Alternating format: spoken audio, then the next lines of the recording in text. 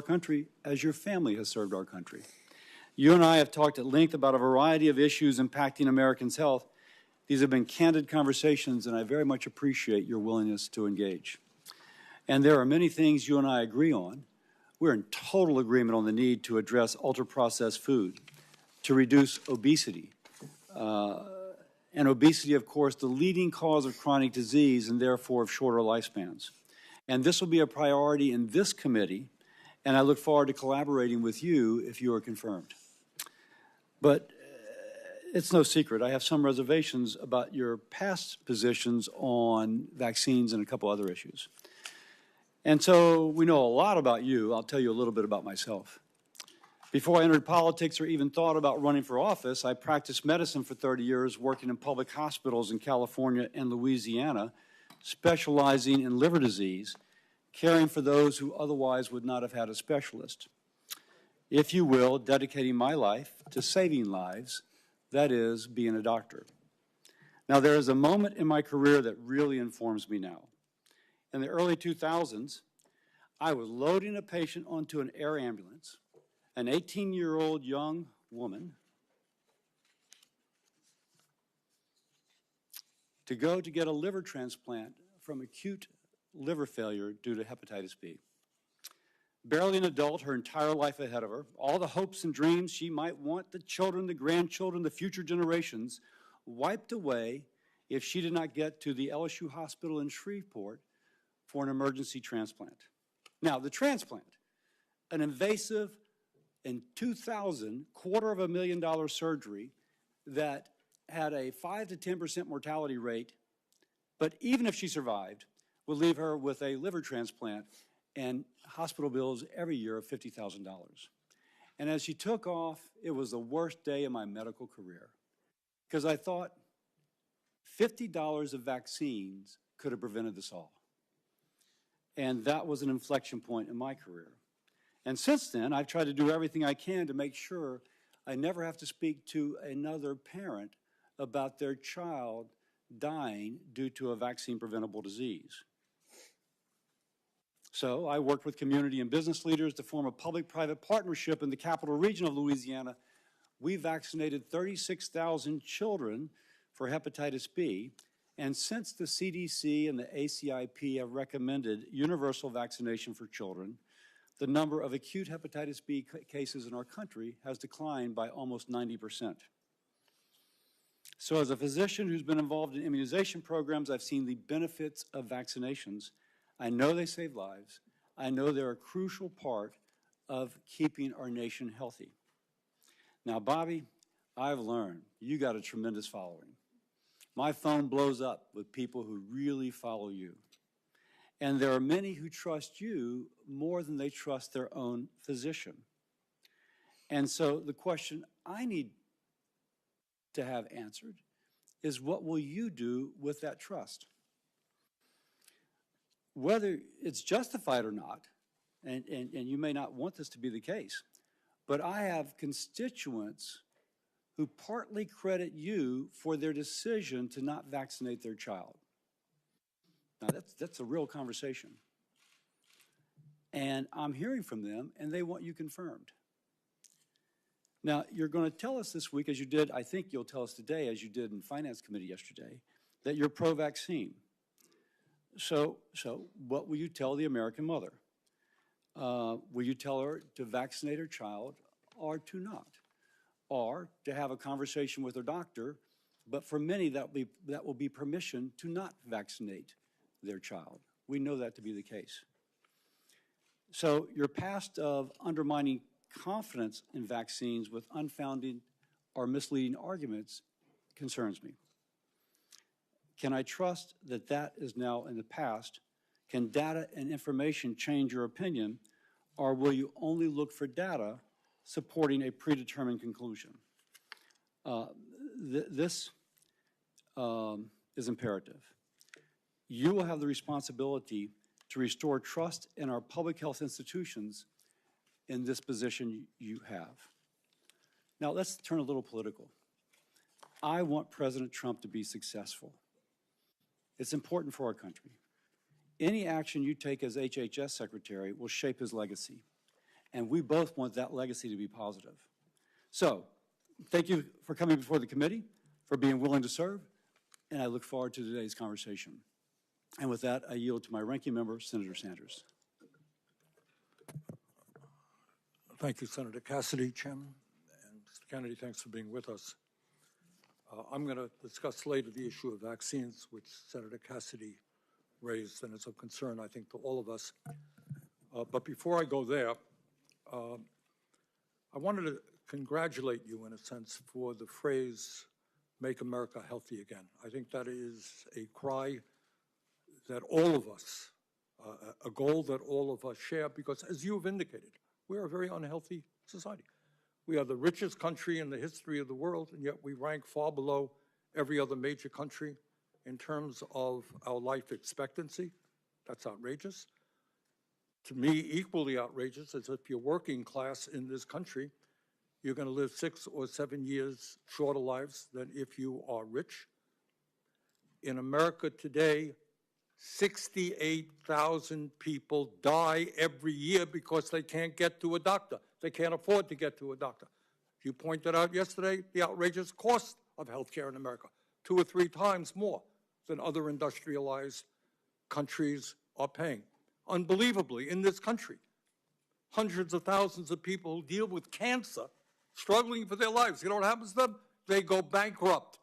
They deplete their lives' savings. In other words, when we talk about making America healthy, you got to talk about a broken, corrupt healthcare system.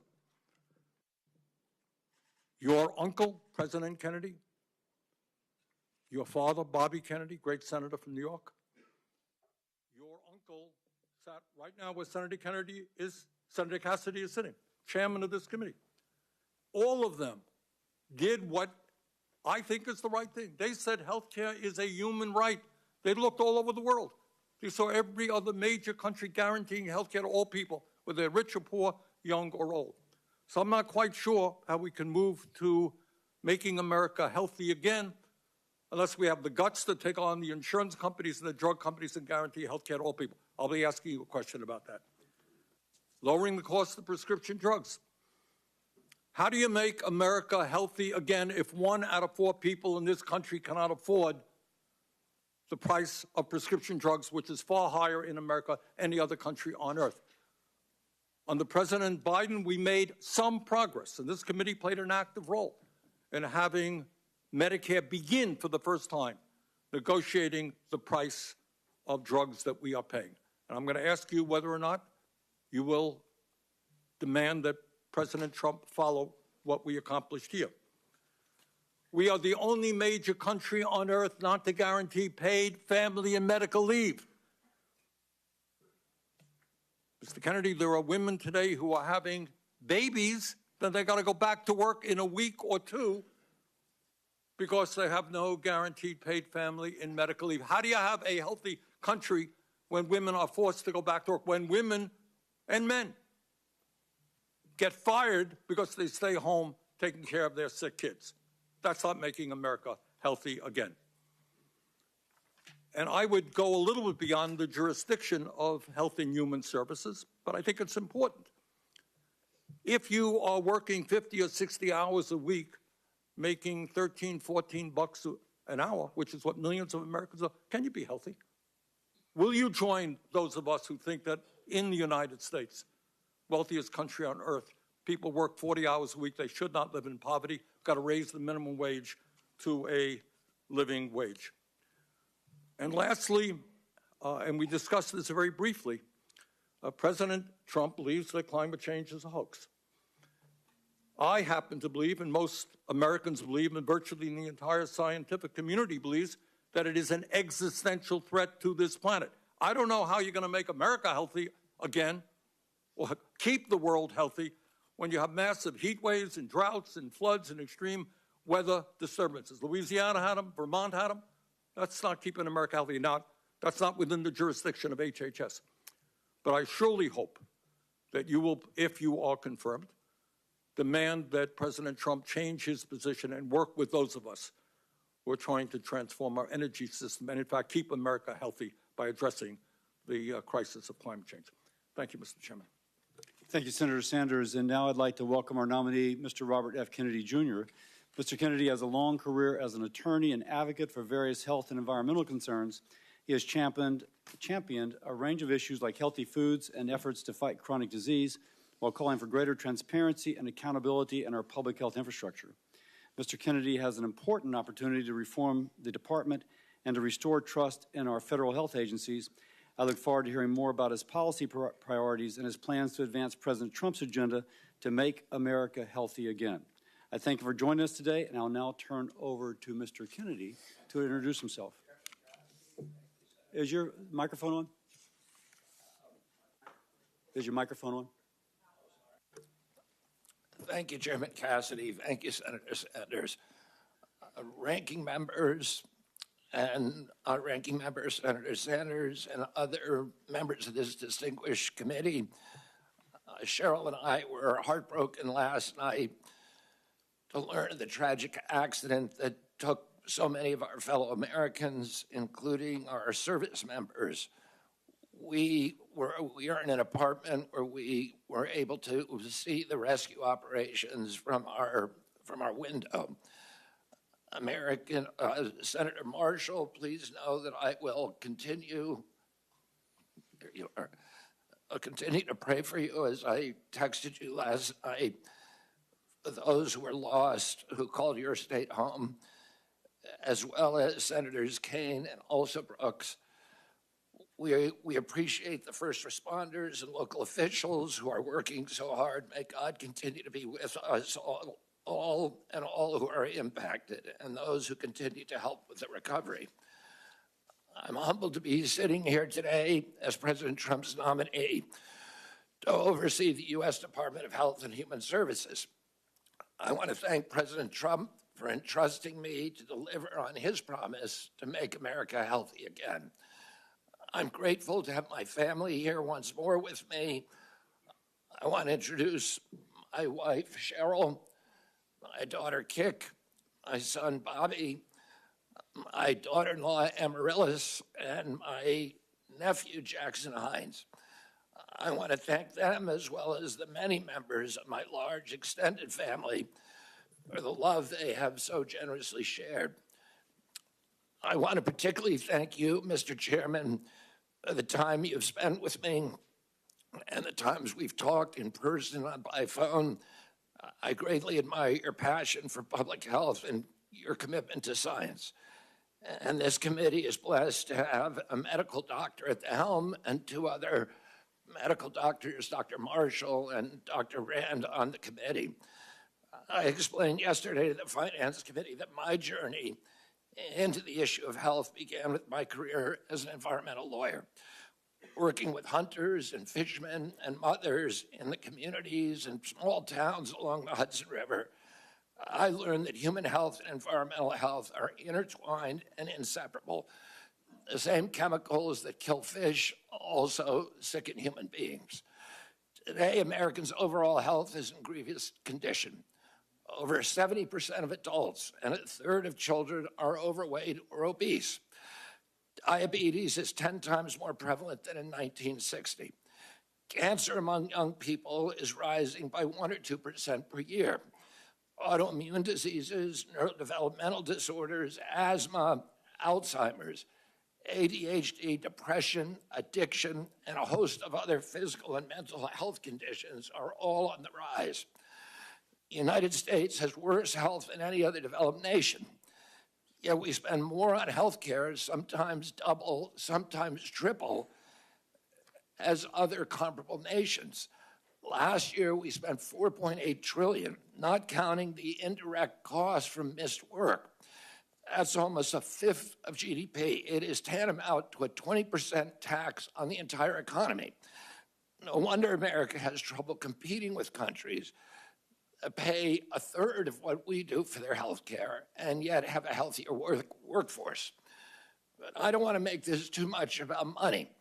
It's the human tragedy that moves us to care. President Trump has promised to resurrect America's global strength and our leadership and to restore the American dream. And he understands that we can't be a strong nation unless we're first a healthy people. A healthy person has 1,000 dreams. A sick person has only one. Today, over half our countrymen and women are chronically ill and have only one dream. When I met with President Trump last summer, I discovered that he has more than just a concern for this tragic situation, but genuine care. President Trump has committed to restoring the American dream, and 77 million Americans delivered a mandate to do just that, due in part to his embrace and elevation of the Make America Healthy Again movement.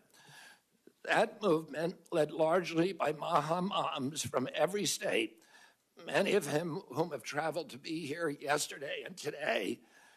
Senators, this is one of the most powerful and transcendent movements I've ever seen. The nation is ready for change and recognizes that this is a unique inflection moment. I've promised President Trump that if confirmed, I will do everything in my power to put the health of America back on track. And I've been greatly heartened to discover a deep level of care among members of this committee, both Democrats and Republicans. I came away from our conversations hopeful that we can put aside our divisions for the sake of a healthy America. For a long time, the nation has been locked in a divisive healthcare debate about who pays. Well, when healthcare costs reach 20% of GDP, there are no good options, only bad ones.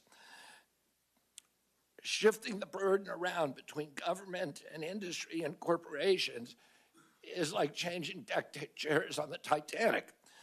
Our country will sink beneath a sea of desperation and debt if we don't change course and ask the fundamental question, why are healthcare costs so high in the first place? The obvious answer to that question is chronic disease. The CDC says over 90% of healthcare spending goes toward managing chronic disease, which hits lower-income Americans the hardest. The president's pledge is not to make some Americans healthy again, but to make all Americans healthy again. There is no single culprit for chronic disease. Much as I've criticized certain industries and agencies, President Trump and I know that most of the scientists and experts genuinely care about American health. Therefore, we will bring together all stakeholders in pursuit of this unifying goal.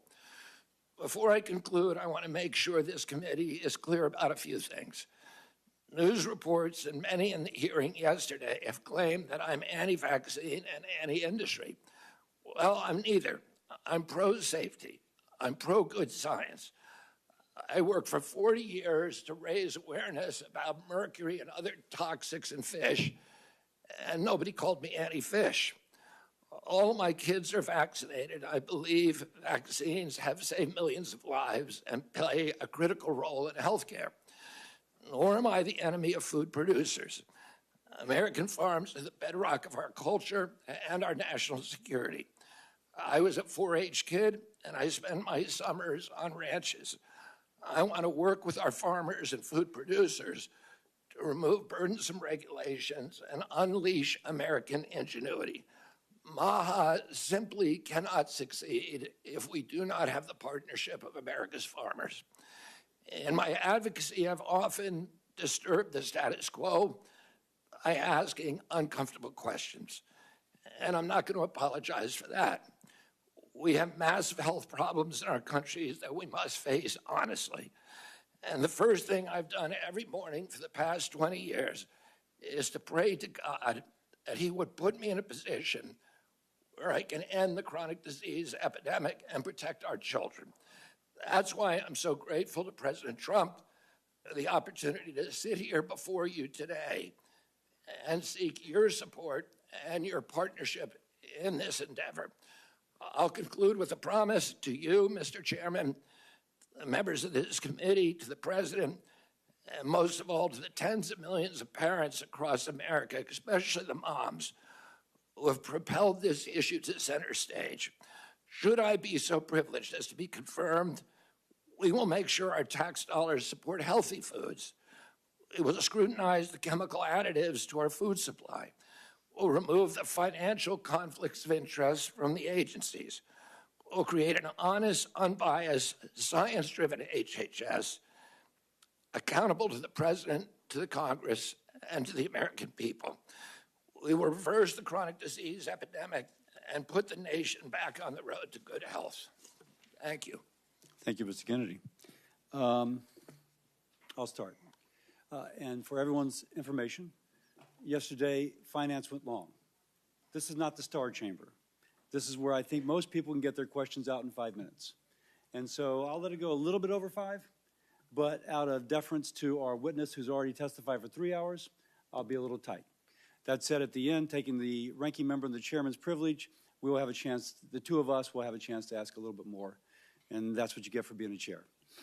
So that said, let's begin.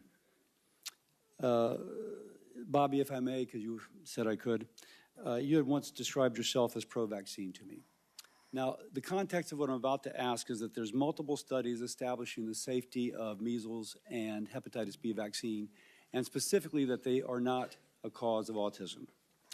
In this position, and you have previously said yes, but if you are approved to this decision, to this position, will you say unequivocally, will you reassure mothers unequivocally and without qualification that the measles and hepatitis B vaccines do not cause autism?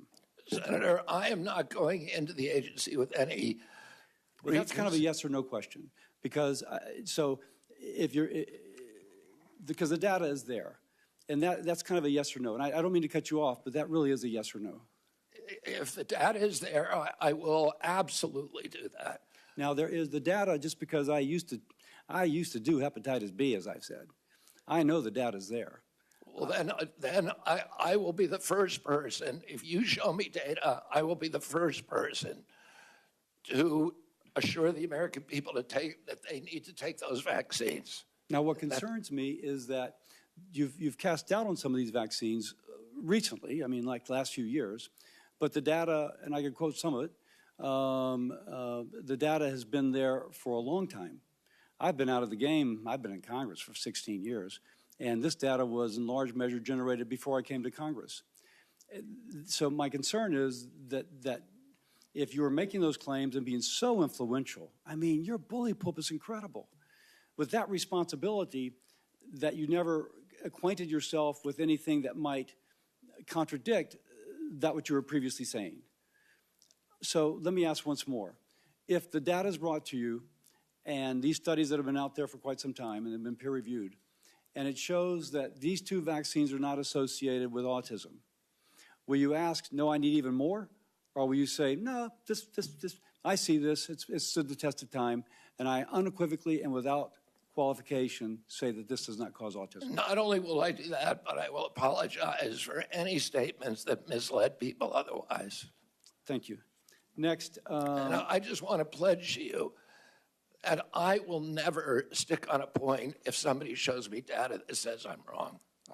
I know that's an interpretation people have, but it's absolutely wrong.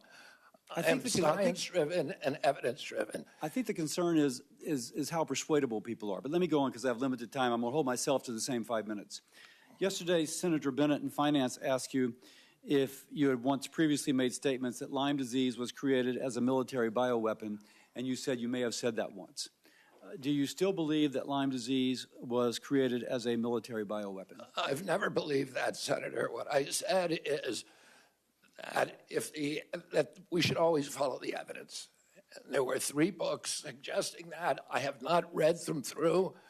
What I've said is we should always follow evidence, no matter what it says. So I never have said that definitively Lyme disease was created in a biolab.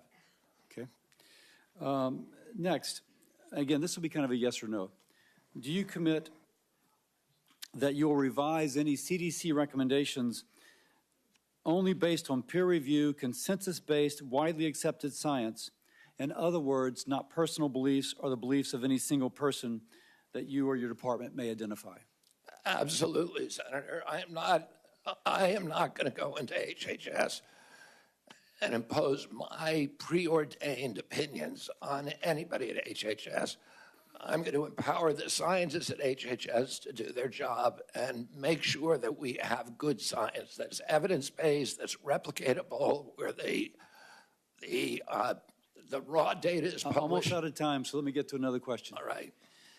Do you promise that FDA will not deprioritize or delay review and/or approval of new vaccines, and that vaccine review standards will not change from historical norms?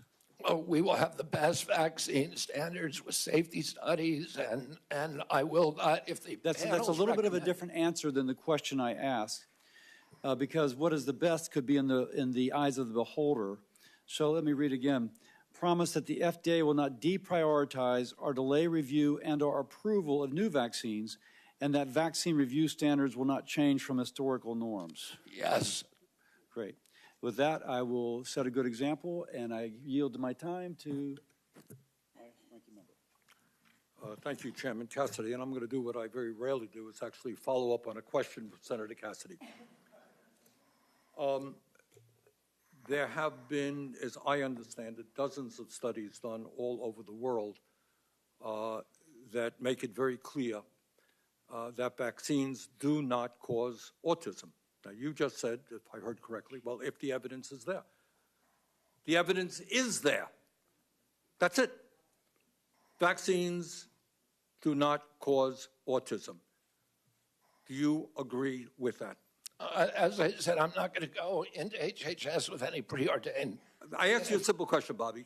The studies all over the world say it does not. What do you think? Senator, if you show me those studies, I will absolutely, as I promised to Chairman Cassidy, I will apologize. That is a very troubling response, because the studies are there. Your job was to have looked at those studies as an applicant for this job. All right. Let me ask you another question about this one about COVID. Scientists with the Yale School of Public Health and University of Maryland have estimated that the COVID vaccine saved 3 million lives and prevented 18 million hospitalizations. President Trump, someone who I do not often agree with, has said that the COVID vaccine was, quote, one of the greatest miracles of the ages. That's Donald Trump. But Bobby, you had a very different perspective. At a time when thousands of Americans were dying from COVID every week, in May of 2021, you petitioned the Food and Drug Administration to revoke the emergency use of COVID vaccines. So my question to you is, were the scientists who told us that the COVID vaccine was imperative, and President Trump who told us that it was this great thing, were they right, or were you right when you told people that they should not take COVID shots?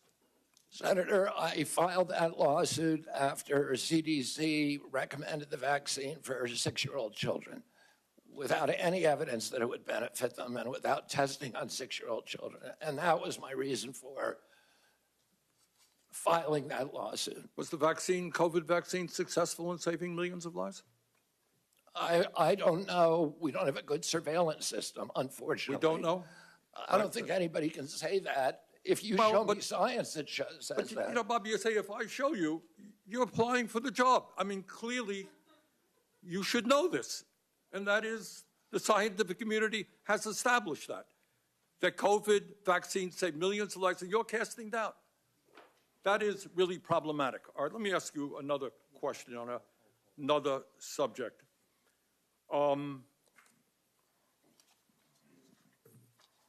My Republican colleagues and President Trump are moving toward making massive cuts into Medicaid in order to provide tax breaks for the wealthiest people in this country. As I'm sure you know, Medicaid provides health insurance to tens of millions of children, provides the funding for 2 out of every 3 seniors in nursing homes. It provides 43% of the revenue for community health centers, something I feel very strongly about. And it is so important for millions of people. If confirmed, in terms of making America healthy again, will you stand up to the White House and say, no, we cannot throw millions of children off of health care, millions of elderly people out of nursing homes. We cannot cut Medicaid to give tax breaks to billionaires. President Trump has made no indication to me that he intends to throw millions of people out of nursing home or deprive people of their health care, Senator. We have a health care system that's broken. It's not working. You've been working on it your entire career. As Americans get less and less healthier, as premiums rose. Bobby, I believe the healthcare system is broken. We agree on that. He has asked me to fix it. But so do you fix it? For the American people. But my colleagues here, certainly in the House of Representatives, are prepared to make massive cuts in Medicaid. Now, I happen to believe in a Medicare for all system that guarantees health care to all people. Not what we're talking about. But in fact, there is serious discussion of massive cuts to Medicaid, which will have devastating harm on children, people in nursing homes. All I am asking you, if that proposal goes through, will you say, hey, you're not keeping America healthy by throwing children off of health care? Senator, I haven't seen any of the congressional proposals. I can only tell you what President Trump has told me, which is that he wants me to make Medicaid, Medicare, and Obamacare better. Well, if you haven't seen those proposals, I suggest you go to any newspaper. They're there. Thank you, Mr. Chairman. Senator Paul. You know, I think the discussion over vaccines is so oversimplified and dumbed down that we never really get to real truths, and it's why people up here are so separated from real people at home. So we talk about hepatitis B. It's a terrible disease. It could lead to liver failure, as the chairman said. But the reason you have distrust from people at home, why they don't believe anything you say, and they don't believe government at all, is you're telling my kid to take a hepatitis B vaccine when he's 1 day old. You get it through drug use and sexually transmitted. That's how you get hepatitis B. But you're telling me my kid has to take it at 1 day old. That's not science. And so every person with a bit of common sense, even people who don't resist vaccines, I vaccinated all my kids. I believe vaccines are one of the modern miracles beyond all pale. The Speckled Monster is a great book about the introduction of the smallpox vaccine in 1720 into our country. All miracles. But I'm not a one-size-fits-all. It's not all or nothing. I chose to wait on my hepatitis B vaccine, and we did it when they went to school. Does that make me an awful person? Does that make me an anti-vaxxer because I questioned the government dictate of whether I do it? And I'm not speaking for anybody else. I'm only speaking for myself. But for goodness sakes, let's have an honest debate about these things. The COVID vaccine. If you ask me my opinion, the reporters run up and down the aisle and they say, you still anti-vaccine? No, I'm pro-vaccine. But on the COVID vaccine, and on the COVID illness, there was a 1,000-fold or more difference between the elderly and children. If you don't acknowledge that, you're committing malpractice. You're showing your ignorance. If you say a 6-month-old must be mandated to get it, the science is not there. So all this blather about the science says this and the science says that, no, it doesn't. The science actually shows that no healthy child in America died from COVID. Look it up. No healthy child died from COVID. And so the thing is that it's 1,000-fold greater. So if you ask me my advice as a physician, if you were 65 or older or overweight and some other conditions, I would have said, hell yes, I'd take the COVID vaccine. The risks of the disease were real and much greater than the vaccine. But if you ask me, should my healthy 6-month-old get it? See, these are the nuances you're unwilling to talk about because there's such a belief in submission. Submit to the government. Do what you're told. There is no discussion. There ought to be a debate. You're not going to let him have the debate because you're just going to criticize and say, it is this, and admit to it, or we're not going to appoint you. But it's more complicated than that. And this is why people distrust government, because you're unwilling to have these conversations. And go home. Ask your Democrat young mothers, your Republican young mothers, if they're vaccinating their kid for hepatitis B, and they're like, well, do I have to do it on day one? It's this precious little baby. Is there science to say you shouldn't do it? Probably not, but it's my kid. You know, it's like, there isn't clear-cut science saying not to. But on autism, there's no good science of anything to show what causes autism. We don't know. It's a profound disease. I know many moms here and dads who have kids with autism. I know them personally. I've met their kids. But the thing is they saw their kids developing completely normal, maybe speaking 100 words go to no words at about 15 months of age. Now, there isn't proof. There isn't proof that the vaccines cause it. That's true. There isn't proof that it causes it. But we don't know what causes it yet, so shouldn't we be at least open-minded? We take 72 vaccines. Could it be? I don't know. But we shouldn't just close the door and say we're no longer, because we believe so much in submission, we're not going to have an open mind to study these things. And so it's sort of this crazy notion. Schizophrenia, I would put in the same notion. You have a kid who's completely normal to 18 or 19, and their brain goes haywire. How does that happen? It's the most bizarre disease. Shouldn't we be open? Could it be our food? It might be vaccines, it might be our food, but autism's more common. I don't know about the schizophrenia statistics, but autism is more common. Shouldn't we want to be open-minded? Instead, we're so close-minded and we're so consensus-driven that the science says this. Well, science doesn't say anything. Science is a dispute, and 10 years from now, we could all be wrong. We were told in the beginning, 20 years ago, they did this enormous study, and they said, everybody over 50 should take an aspirin. I thought, well, that's a pretty good idea. It makes sense. But you know what? 20 years later, they measured it. And they found if you had no heart disease and you were taking aspirin, your chance of dying from a brain bleed or from a stomach bleed were greater than the risk of heart disease. If you have heart disease, they still say take an aspirin. If you don't, they've changed their mind 20 years later. But would you have all said I was crazy and I should no longer be in public discourse if I had said 20 years ago, I don't feel like taking an aspirin. I ride my bike all the time. I'm afraid I might hit my head. But that's what a country's about. It's what dissent is about. So just ask you to look at the larger picture and give the guy a break who says, I just want to follow the science where it leads without presupposition. I think really what we have up here is presupposition. You've already concluded. It's absolute that autism isn't caused by it. We don't know what causes autism, so we should be more humble in what we say.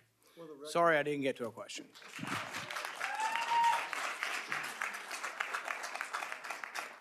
For the record, if a child is born to a hepatitis B mother, that child may have a 95% chance of becoming a chronic carrier. But if we vaccinate those people, and nobody's against that. But if the that's a very small percentage and a red herring. That is not what we're talking about. 99.9% of kids don't have a hepatitis B, Mom. And could they wait a while? Could they get vaccinated 3 months or a year? Yes. So again, for the record, if the mother's hepatitis B status is known, then that can be delayed. The problem is oftentimes, or at least a significant percentage of the time, the mother's status is not known. If she's hepatitis B positive, a vaccine on day one of life prevents chronic hepatitis B 95% of the time. So it really depends upon the knowledge of the mother's hepatitis B status. And when they used to do just, okay, we know the mother's status or not, there was mothers that snuck through. Their status was unknown. We can blame the OBs, yeah, Marshall. But for the record, there is an absolute rationale for that. But you're right. If the mother's status is definitively known, that it can be safely delayed. So now, Senator Murray. Thank you, Mr. Chairman. HHS has really broad and critical responsibilities to protect and preserve healthcare and social services, from women's health to childcare to biomedical research. That's just a few. In light of last night's tragedy, I do want to express my thoughts and prayers. But it is, I think, a painful reminder to all of us that we need competent people running our federal agencies to respond when a crisis strikes.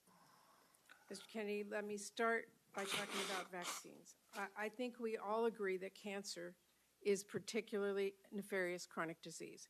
And the American Cancer Society reported earlier this month that women under 50 are experiencing a dramatic increase in the incidence of that disease.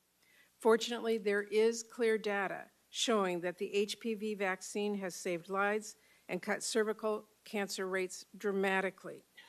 You have called the HPV vaccine, quote, dangerous and effective, and said it actually increases the risk of cervical cancer. Do you stand by those statements, yes or no? The HPV vaccine, I brought litigation. I represented. Yes or no? I represented. Stand by your statements. Let me answer. I'm trying to Senator. yes or no. It's a simple yes or no. Stand by your previous statement. I litigated on that issue. I represented hundreds of young girls who felt that they were injured by the vaccine. That trial is happening right now in Los Angeles. Well, let me Those ask you, questions will be answered by a jury in that trial. You said that no loving parents would allow their daughter to receive that vaccine. If confirmed as HHS Secretary, would you recommend that parents get their children vaccinated against HPV? I recommend that children follow the CDC schedule. And I will support the CDC schedule when I get in there. if I'm fortunate enough to be confirmed. Would you recommend that parents get their children vaccinated against the measles? Yes or no? Against measles? Yes. Well, I just remind everybody that parents look to our health leaders for advice on these decisions. You would be a health leader, and for the record, I would like to put into the record his previous statements on these vaccines. I do want to ask you a question about character. I still believe character matters, and I want to let you respond to this. You were accused of sexual harassment and assault by Eliza Cooney, who was first hired as a part-time babysitter by your family. When you were confronted about this accusation, you said you were, quote, not a church boy, and that you, quote, have so many skeletons in my closet. You then texted Ms. Cooney an apology and indicated you had no memory of what she described. Mr. Kennedy, I'm asking you to respond to those accusations seriously in front of this committee. Did you make sexual advances towards Ms. Cooney without her consent? No, I did not, and that story has been debunked. But why did you apologize to her then? I apologize for something else. Well, that's not my understanding. Let me just ask All you have to read is the text which she published. It's not for that. That is not how I've read it. Are there any other instances where you have made sexual advances towards an individual without their consent? Just yes or no? No. No. Mr. Kennedy, you said that you're going to say to NIH scientists, God bless you all, thank you for your public service. We're going to give infectious disease a break for 8 years. Excuse me?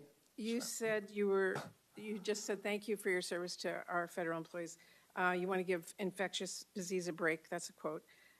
Will you support the development and distribution of vaccines for the avian flu? Yes or no? Will I, for the avian flu? Yes. My time's almost up, but having read a lot and listened to a lot, I just want to remind all my colleagues that by voting to confirm Mr. Kennedy, we would be telling our constituents he's worth listening to. That alone could get people killed before he even lifts a finger, because he does not even need the levers of power to influence people. As we saw in Samoa, all he needs is a megaphone. To affirm his views by voting to confirm him as our highest health official, we should not mince words about what that would mean.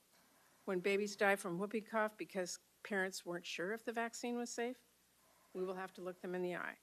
When measles sweeps through school, then hospitals, nursing wards, will this be worth it? There are political realities, we all get that, but there's also right and wrong, fact and fiction. And there's also people staying healthy or dying pointlessly from diseases we can prevent because they thought Congress took its job vetting our health care secretaries seriously. Thank you, Mr. Chairman. We're going to now go out of order. We're going to go to Senator Marshall. He would like to be able to view the press conference regarding the tragedy on the plane from Wichita. Senator Marshall.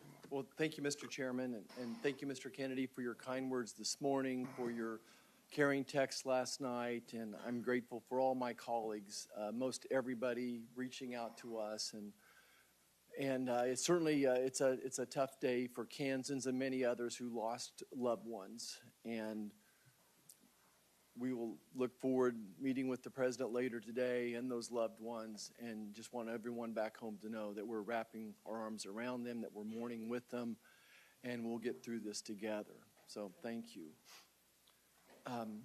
Mr. Kennedy, take a second and just describe why fighting chronic disease is so important to you. Who are we fighting for? What is your role as HHS secretary, and is there anything that's a bigger priority to you than this as you go into this role? Thank you, Senator. When I was a 10-year-old boy, my uncle was in the White House. The chronic disease among American children was 2%. Today it's 66%. The cost of chronic disease to our country when my uncle was president was zero. There were not even treatments for chronic disease at that time. Today, the cost is $4.45 trillion. It is bankrupting our country. 77% of American kids can't qualify for military service. 38% of teens, according to NIH's last report, which was 3 weeks ago, 38% are diabetic or pre-diabetic. When my uncle was president, the typical pediatrician would 1 or 2 cases of diabetes in his lifetime, juvenile diabetes. Today, it's more than a third of the kids who walk through his door or her door is diabetic or pre-diabetic. Autism rates have gone from 1 in 10,000 or 1 in 1,500 to 1 in 10,000, depending on what study you look at. In my generation, as 70-year-old men today, in our children, it's 1 in 34. The explosion, I had 11 siblings. I had dozens of first cousins. Mr. Kennedy, I'm sorry. So, who are we? What's your role as HHS secretary to fight that disease? There's never been an HHS secretary who came in to do this. It was all about the typical partisan debate about how we allocate the cost, whether insurers pay it or whether hospitals, providers, or families pay it. And the costs continue to rise. All the things we're debating on, our kids are getting sicker and sicker. Yeah, just to quote you from yesterday, it's like we're moving the chairs on the Titanic. Yeah, and the ship is sinking, and nobody's paying attention to it. And yesterday, I got question after question from the Democrats about measles. In 1963, the year before the measles epidemic, or the measles vaccine was introduced, 500 American kids died from measles, almost all of them extremely poor and malnourished. We have 252 million Americans who are suffering from chronic disease, and none of them mentioned diabetes. They didn't mention heart disease. They didn't mention cancers yesterday. We need to refocus if we're going to save our country. This is existential. Our country's not going to be destroyed because we get the marginal tax rate wrong. Right. It is going to be destroyed if we get this issue wrong. And I am in a unique position to be able to stop this epidemic. Mr. Kennedy, I want to just contribute as one of the 3 physicians on here, and even as I listen to my friends across the aisle, my conclusion is that we have to guard the physician-patient relationship and give those parents of these kids the information. All 3 of us are going to disagree on exactly who should and shouldn't get a particular vaccine. We all recognize the incredible successes of different vaccines as well, but we have to give the American public the best information, non-biased information, and I'd love to get you to respond to that, but I have an important question for folks back home. And this will be my last question. I've never seen a person whose words, written and spoken, have been so misattributed, exaggerated, sensationalized, and taken out of context.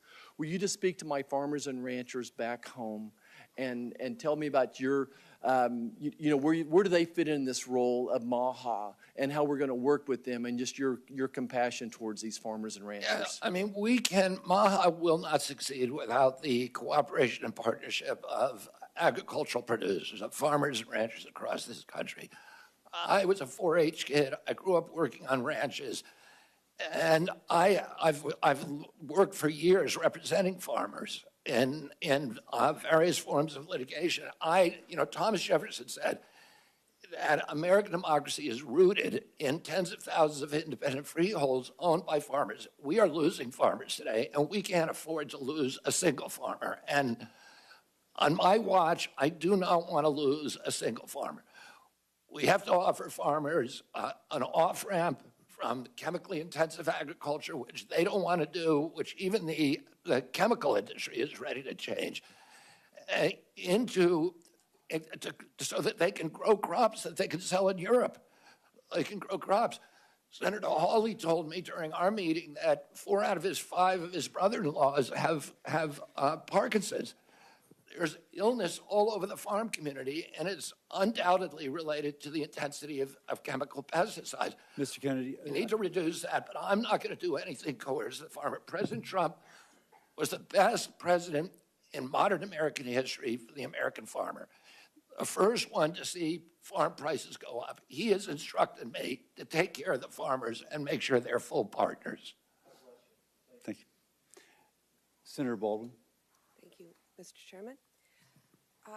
Mr. Kennedy, I've been listening to the back and forth and questions, and when people have tried to pin you down, you have said... Can you speak up, Senator Baldwin? Yes, I've been listening to the back and forth, the questions, and when people tried to pin you down on a point, you said, show me the data or bring me the studies. And I want to suggest that that data is out there, and those studies are out there. And if you're going to review all the studies and the data, you're going to be doing that, if confirmed, for your first year of being secretary. When we talked, we were talking a bit about vaccines at the end of our meeting, and you said really to me that there's no post-approval safety monitoring. And that led me to believe that you're not aware of the significant and ongoing safety monitoring that occurs after years of rigorous studies showing vaccines to be safe and effective. And so I want to give you the opportunity to set the record straight here. Are you aware of the measures in place throughout Health and Human Services to ensure vaccine safety after approval? Yes or no? I'm aware of the VAER system, which CDC admits it captures fewer than 1% of vaccine injuries. So you are aware of the CDC monitoring? Are you aware of the FDA post-approval monitoring?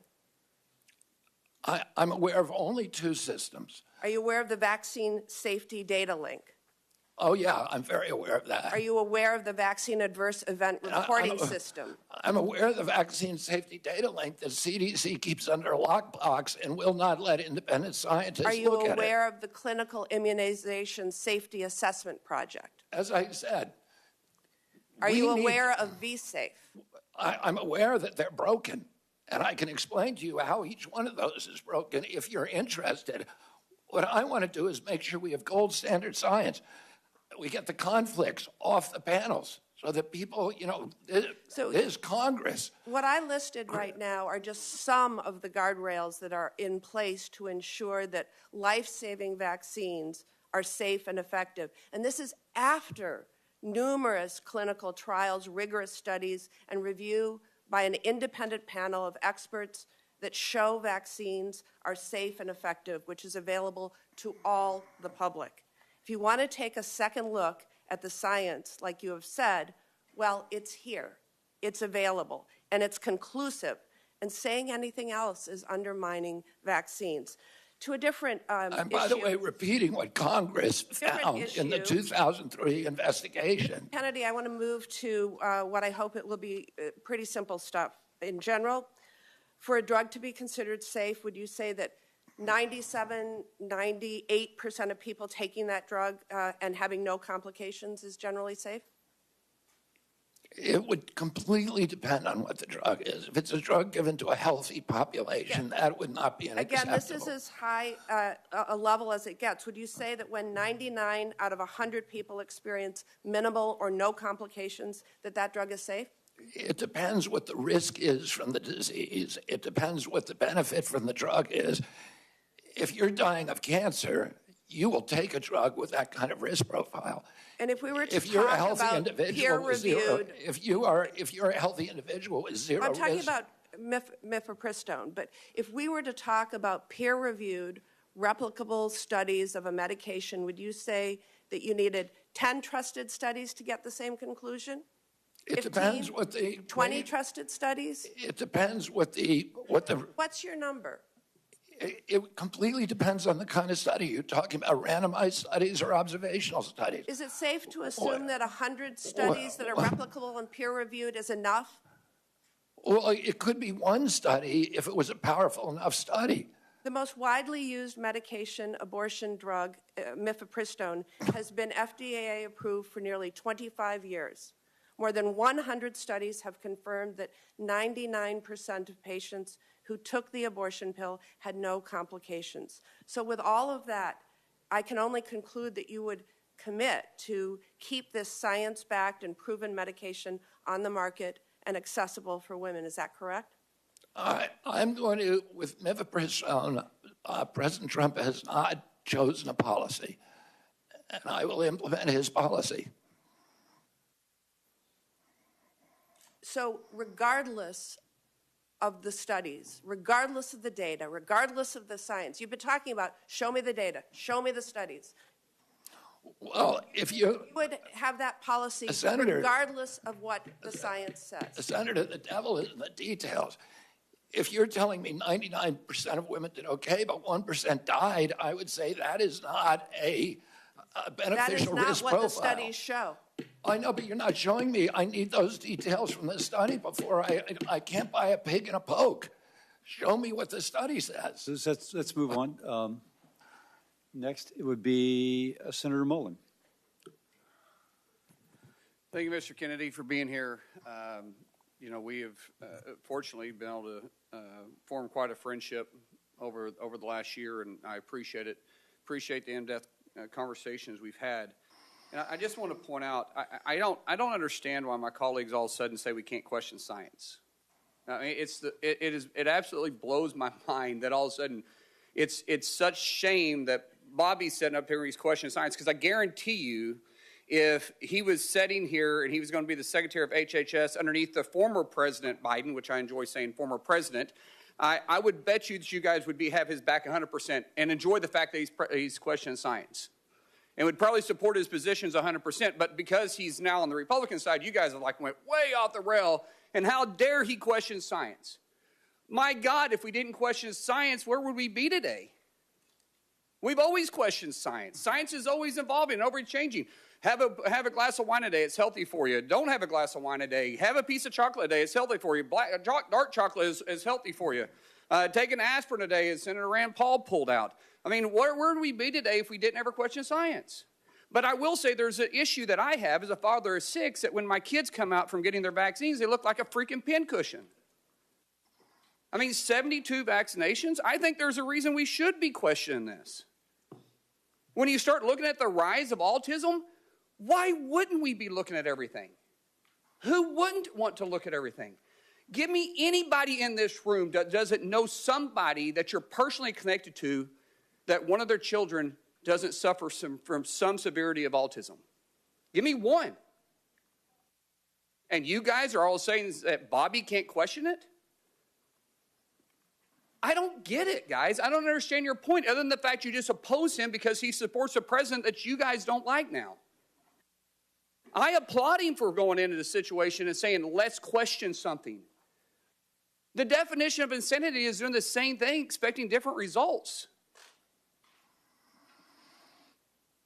Is it not true that you're supposed to question science? Is anybody going to question the fact that that's not true? Bobby, share the numbers again with me about autism. Where they at when you as a child to where they're at today as my kids are children? There weren't a lot of studies when I was a kid, but the best studies, and really the only studies out there are 2 studies. One shows a rate of about 1 in 10,000, another about 1 in 1,500. And there are other estimates in between. Today, it is 1 in every 36 kids, according to CDC. So I want to say one other thing. Relevant to the point you just made. In 1963, my uncle awarded John F. Kennedy the highest civilian honor, to Francis Kelsey. Francis Kelsey was a young scientist at NIH who came in and objected to the panel having approved thalidomide for American children. All the scientists of that day, they were doing it in Europe, all the scientists of that day and the scientific panels that work for the agency approved, green-lighted thalidomide. She stood up and screamed and fought and risked her job and risked her reputation, and she blocked it in our country. 3 years later, everybody recognized that she was a hero and a savior of our children, because we were not getting the kind of terrible, diabolical deformities as they were experiencing in Europe. My uncle gave her the highest civilian honor because she questioned science and was courageous enough to stand up and say, I don't care what happens to me, this cannot happen. And irony is that she was a Democrat at that time and she questioned science. But now all of a sudden, because you're working for Republicans, you're not allowed to question science. Let's go back to this and say let's just use the number of 1 in 10,000 at your age. Now, we're a little bit different in age. I'm not going to say how old you are, but you look great for your age. I will say that 1 in 36, that's not a pandemic, then what is? 1 in 36, and it used to be 1 in 10,000. have autism now? Can any of you guys with a straight face say that we shouldn't look at every aspect to what we're putting in our kids, be it from the food to the vaccines? 1 in 36. That scares the living daylights out of me. With 6 kids, I could have 36 grandkids. I'm just doing the math. I'm the youngest of 7. My family seems to be pretty active in that area. So I'm not necessarily trying to be funny, but I'm being very serious, guys. We should support the fact that Bobby's questioning it. He's not saying he's against it. He's saying he's going to question it and let the studies follow where they will. And God bless you for doing that. Thank you. Thank you, Senator. Senator Kane. Thank you, Mr. Chair, and congratulations on your nomination, Mr. Kennedy. I enjoyed our conversation. Thank you for starting off today acknowledging the pain felt by people in this region from this horrible air tragedy last night. Senator Marshall and Senator Moran, a lot of folks from Kansas, a lot of folks from Virginia, D.C., Maryland, but also when that passenger list comes out and when the 3 soldiers' names are revealed, every office here is going to have some connection to them because you have your staffs who live here, and we kind of dread seeing that list of names. I drove to the airport at 6:30 this morning and went across the bridge over the Potomac and saw the operation, the recovery operation kind of underway in daylight hours. And I thought about the last big aviation disaster in Richmond when on 9/11 a plane slammed into the Pentagon. And Virginia got hurt very bad that day, and so did the nation. Just a couple of months ago, you posted this on your X account. On 9/11, it's hard to tell what is conspiracy theory and what isn't. I'd like to introduce that for the record, Mr. Chair. We take that kind of stuff pretty personally. Virginians know what happened on 9/11. We don't need folks giving oxygen to conspiracy theories about 9/11. Now, one thing I noticed about this post is it was in July of 2024. It was 23 years after 9/11. You had a lot going on in your life. You were running for president then. What made you decide in the midst of everything going on in this country, in this world in July of 2024 in your own candidacy for president, that now was the time to say it's hard to tell what is conspiracy and what isn't about 9/11? What was so important about making this point in July of 2024? Senator, the dramatic drop in trust in our government, and this is particularly one of the templates for that is what happened at CDC. Yeah, no, I want to move aside from that. Because you say, you go on to say, I won't take sides. As president, I won't take sides on 9/11. Wow. I won't take sides on 9/11. Let me ask you this. As a general matter, do you find it hard to tell what is a conspiracy theory and what isn't? Is that kind of a general deficit that you find in your own analytical abilities? My father told me when I was 13 years old, he said, people in authority lie, and that the job of a citizen in every democracy is to maintain a fierce skepticism Okay, I get of it. government authority. And you're an authority, but you wouldn't take sides on 9/11, and you're admitting, I have a hard time telling what is a conspiracy theory and what isn't. Senator, I haven't investigated it. If the things that I investigate, I take sides on, people are allowed to hold that opinion.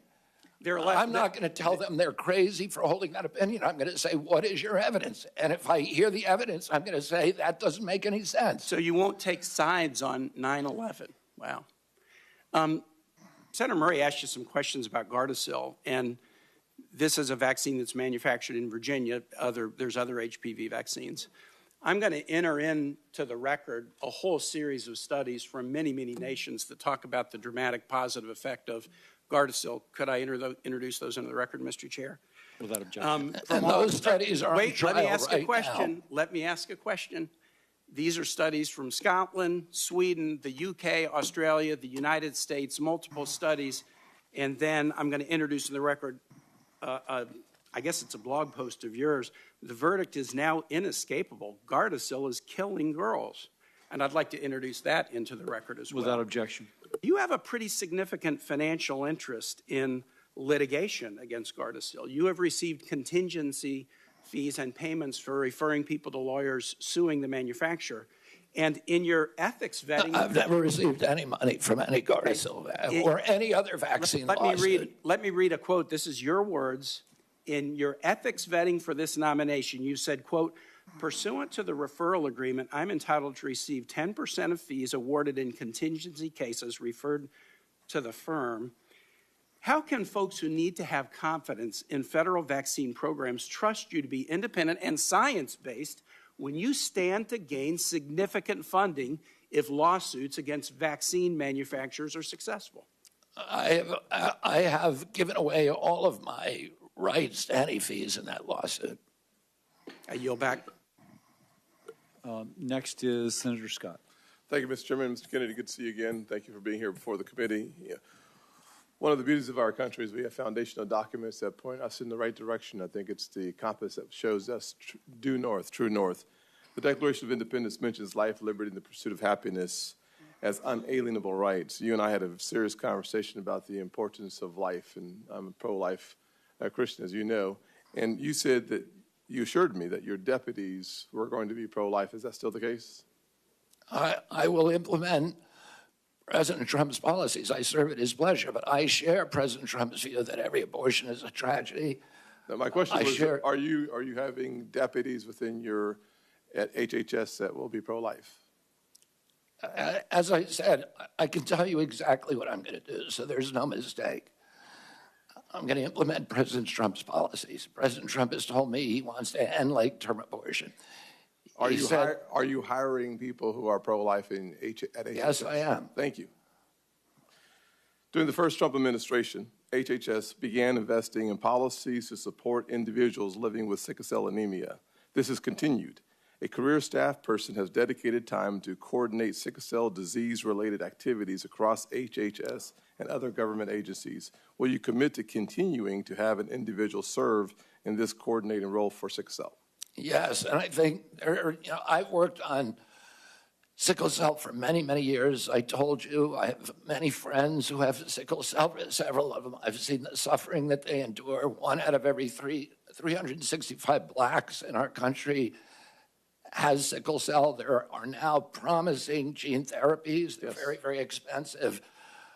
But it's something that NIH should be enthusiastically supporting that kind of research. Well, you answered my second question, so that's great, which was today you noticed the FDA gene therapies are really breakthrough evolutions in science that are really one-time cures, so you support the continuation of the research that makes that more available? Absolutely, Senator. Thank you. That's great news. This past fall, due to one facility making the majority of our IV drugs in the U.S., it was devastated by Hurricane Helene. Hospitals and healthcare facilities across the country faced IV shortages. Nephron Pharmaceuticals in Columbia, South Carolina, tried to shore up IV support in South Carolina hospitals by creating the Palmetto line in its facility to help make IVs for hospitals across the state. We must do more proactively to address the shortages and the shortage risks, as well as to provide and promote the production of medical products here in the U.S. If confirmed, how will you prioritize efforts to prevent and reduce drug shortages, including for essential medicines? Including? Essential medicines. President Trump has told me it's his priority to bring essential medicine manufacturing back to this country. It's a national security threat, and so much of it has been exported abroad, and particularly to China. And it's a priority for him, so it's a priority for me as well. Very good. Will you commit to fostering productive public-private partnerships that can provide the government with key information on pharmaceutical supply chains, help direct shortages, and improve the long-term security and resiliency of the U.S. drug supply? Absolutely, Senator. Thank you very much. And one of the things that we study, I had 2 opportunities to question you once yesterday at the Finance Committee. I opted, as opposed to seeing you twice, just see you one time, and spend my time doing some other things with that time. But I think it's important for us to recognize that we are in a critical place as a nation. We're so dependent on other countries for the essentials, from health care and beyond. And we ought to work on a strategy of resilience across this nation in all of the essential areas that we need to become less dependent on the rest of the world and more dependent on ourselves. And I hope that as your term at the HHS, you will spend a lot of time thinking through and all the layers and complexity that is under HHS, how we become more and more resilient as a nation. That's absolutely critical for our national security and for our economy. And President Trump is doing that through HHS, but also, more importantly, through the Commerce Department, and meeting directly with pharmaceutical industry leaders to figure out what kind of incentives that they need to bring manufacturing home. Perfect. Thank you, Mr. Chairman. I yield back my 8 seconds. And then we'll go to Senator Murphy.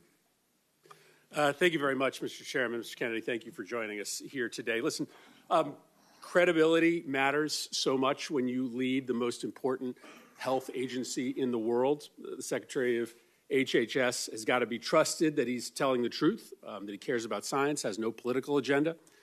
Mr. Kennedy, I want to go back to some of your testimony yesterday before the Finance Committee when you either feigned ignorance about some very clear statements that you have made in the past, or you outright denied saying things about the vaccine program that you have undoubtedly said. And so, with a day's hindsight, I want to give you another chance to be honest about the things that you have said.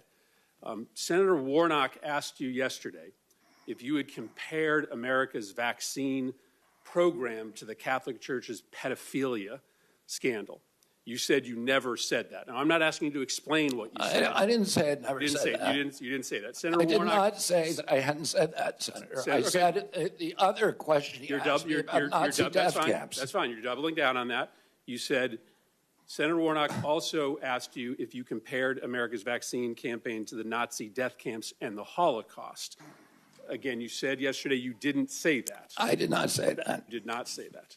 Senator Bennett asked you yesterday if you had made an allegation that AIDS is a different disease in Africa than it is in America. On that one, you said you didn't recall. Having had a day to think about it, do you recall saying that AIDS is a different disease in Africa than it is in the United States? I looked up that passage in my book and found that indeed the diagnostics for AIDS are very different in Africa than in the United States, that the list of symptoms is almost completely different. So I'll submit this for the record, but having denied the first two statements, let me just read what you said. You said in 2013, is it hyperbole to say that the people who run our vaccine programs should be in jail? They should be in jail. To me, this is like Nazi death camps. Look at what it does to the families who participate in the vaccine program. I can't tell why somebody would do something like that. I can't tell you why ordinary Germans participated in the Holocaust. I can't tell you what was going on in their minds. With respect to the pedophilia scandal, you said the pedophilia scandal in the Catholic Church is a perfect metaphor for what's happening in the United States. The vaccine program, it's the same reason we had a pedophilia scandal in the Catholic Church. It's because people were able to convince themselves that the institution of the church was more important than these little boys and girls who were being raped.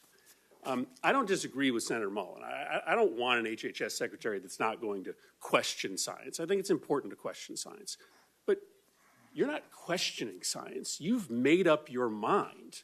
You have spent your entire career undermining America's vaccine program. You make these purposeful comparisons to those that are administering the vaccine program to the Nazi executioners, to the people who covered up the Catholic Church's pedophilia scandal, because you have made a decision that there is a comparison, that there is evil in the vaccine program as there was evil in the pedophilia scandal and the Nazi death camps. You aren't exploring science. You have made up your mind. You've spent your entire career trying to undermine these programs. It's the reason that these statements, these incredibly aggressive, over-the-top statements, matter to us is because it just isn't believable that when you become secretary, you are all of a sudden going to be consistent with science. People who have spent their career saying these kinds of things, running the kinds of campaigns that you have run, don't all of a sudden change their stripes. And so, Mr. Chairman, I will submit these statements. Can I respond to that, Senator? Without objection. My statement about the Catholic Church is almost identical. The findings of the Government Oversight Investigation Committee that investigated CDC's vaccine program in 2003. Senator Burton was chairman of that committee. And he said that, that certain individuals in that program had written off a generation of kids because of, quote, misplaced institutional loyalty to the CDC and because of entanglements with the drug company. Let me finish. Let me finish what I'm saying. You made some grave accusations. Pedophilia to the administration of vaccines? No, it wasn't pedophilia. So it was a perfect metaphor. Well, if you have 1 in 36 kids who has neurological injuries, and if that is, linked, that's something that we should study. Is it a perfect metaphor? It's not a perfect metaphor, but there's no metaphor that's perfect. But I am pro-vaccine. I am going to support the vaccine program. I want kids to be healthy. And I'm coming in here to get rid of the conflicts of interest within the agency, to make sure that we have gold standard evidence-based science. And if you show me where I'm wrong on this, show me a single statement I've made about science that is erroneous. Thank you. Senator Hawley. Thank you very much, Mr. Chairman. Mr. Kennedy, welcome. I enjoyed our conversation last month in our office. And thank you for remembering, as you did again today, my uncles who we talked about, Morris and Lauren and Jean, who all have recently passed away from Parkinson's, grew up in a farm family. That was kind of you to remember them. So thank you for that. Let me start by asking you a question about children and the safety of children. President Biden's administration, his HHS, issued a rule, so it's binding, requiring that every doctor in America, including pediatricians who receive any kind of federal funding, so that's anybody who takes ACA funding, anybody who takes CHIP funding, this is almost every health provider in America, requiring them to conduct gender transition and gender so-called affirming procedures. So that means hormones, that means puberty blockers, that means surgeries in some cases. They imposed that rule on doctors across the country. This has been litigated, and it has been actually stopped by a couple of courts who found that it was way outside of HHS's jurisdiction. My question to you is, will you rescind this rule that imposes this radical policy, and talk about being anti-science, this radical policy on just about every pediatrician in the United States of America? Yes, I will. And by the way, that rule is anti-science. The most thorough meta-review on gender-affirming care has come out in the Cass report, which reports really catastrophic impacts on children. And that is science. It's a meta-review of all the existing scientific studies. But, even more just from a common sense, if you're a patient, do you really want somebody performing surgery on you who is morally opposed to that surgery? It doesn't make any sense. We need to embrace diversity in this country. There are people who believe that's important. I respect them. We should hear them out. We should debate. We should have a congenial conversation. There are also people who believe that it is an atrocity, and they need to be listened to too. And we need to embrace diversity and make room for diversity in this country and not force people to do things that are against their conscience. And let me just point out that on this rule, what's particularly pernicious about it is we're talking about gender transition surgeries, gender transition care on minor children. This rule purported to preempt all state law. So in states like mine and many others, where the voters have said, we don't want gender transition procedures performed on minors, the Biden administration attempted to use federal money and force pediatricians to do it anyway. So I'm glad to hear you say you'll rescind that rule. I think that's terrific for the safety of children. And Senator, I would add that we don't let children drink. We don't let them drive an automobile because they have bad judgment. They are flooded with hormones. Their brains are still in formation. Their sexuality is still in formation. To allow them to make judgments about that are going to have life-changing, forever implications for the rest of their life at that age is unconscionable, particularly in light of the Cass report. I'm glad to hear you say that. Let me ask you a question about NIH research, if I may. I know this is something that you care a lot about. Under the first Trump presidency... And I do want to add that people who have gender differences should be respected. They should be loved. Loving them does not sometimes love means saying no to people. Let me, on NIH, under the first Trump presidency, HHS stopped new NIH research that involved human fetal tissue from elective abortions. Now, you were asked about this sort of tangentially yesterday by Senator Cantwell, and I want to get your quote right. You said to her correctly, you said stem cell research today can be done on umbilical cords and you don't need any fetal tissue, which is correct. My question to you is, will you reinstate President Trump's policy that ensures that no federal research and no federal tax dollars is conducted on fetal tissue taken from elective abortions? Yes. Fantastic. Let me ask you just about Title X. You were asked about this yesterday, too, and I think I understand your answer. I just want to be sure I've got it crystal clear. Title X, which prohibits the funding of the use of federal taxpayer funding for abortions or to flow to entities like Planned Parenthood that perform abortions or refer people to abortions. You were asked yesterday if you would support President Trump's rule that says no Title X funding for those who perform abortions or refer people to abortions. I think your answer was yes, you would reinstate that rule. I just want to be sure I'm right about that. Yes. Fantastic. Last point that I have for you. On mifepristone, the chemical abortion drug, you said yesterday that you would study its safety. I think that's good. I want to make an additional point here just about how the Biden administration changed the rules on mifepristone that I hope that you'll take into consideration, because you pointed out, I'm almost done, Mr. Chairman, you pointed out that we need to honor the wishes of voters and states and their right to set life policy.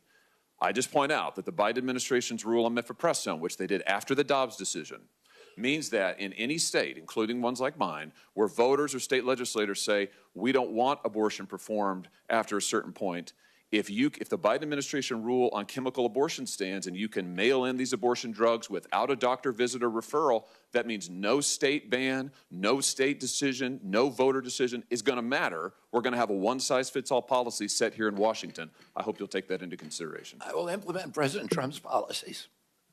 Senator Hassan. Well, thank you, Mr. Chairman and Ranking Member Sanders. Good morning, Mr. Kennedy. Look, I want to just take a moment because, like a few of us on this dais, I sit on finance as well as help. And one of the things that was most disturbing to me about yesterday's hearing was the suggestion from some of my friends on the other side of the dais that our intense questioning and concerns about Mr. Kennedy were driven by partisanship. I have voted for 5 of President Trump's nominees to date in the last couple of weeks. One of them, the new Secretary of Transportation, was on the scene last night at DCA. Like all of us, I take really seriously our obligation for advice and consent. And I am concerned, as Senator Mullen expressed his concern, about the need for science to help us move forward on critical issues. Now, some of you are new to this committee and new to the Senate, so you may not know that I am the proud mother of a 36-year-old young man with severe cerebral palsy. And a day does not go by when I don't think about what did I do when I was pregnant with him that might have caused the hydrocephalus that has so impacted his life. So please do not suggest that anybody in this body of either political party doesn't want to know what the cause of autism is. Do you know how many friends I have with children who have autism? The problem with this witness's response on the autism cause and the relationship to vaccines is because he's relitigating and churning settled science so we can't go forward and find out what the cause of autism is and treat these kids and help these families. Mr. Kennedy, that first autism study rocked my world. And like every mother, I worried about whether, in fact, the vaccine had done something to my son. And you know what?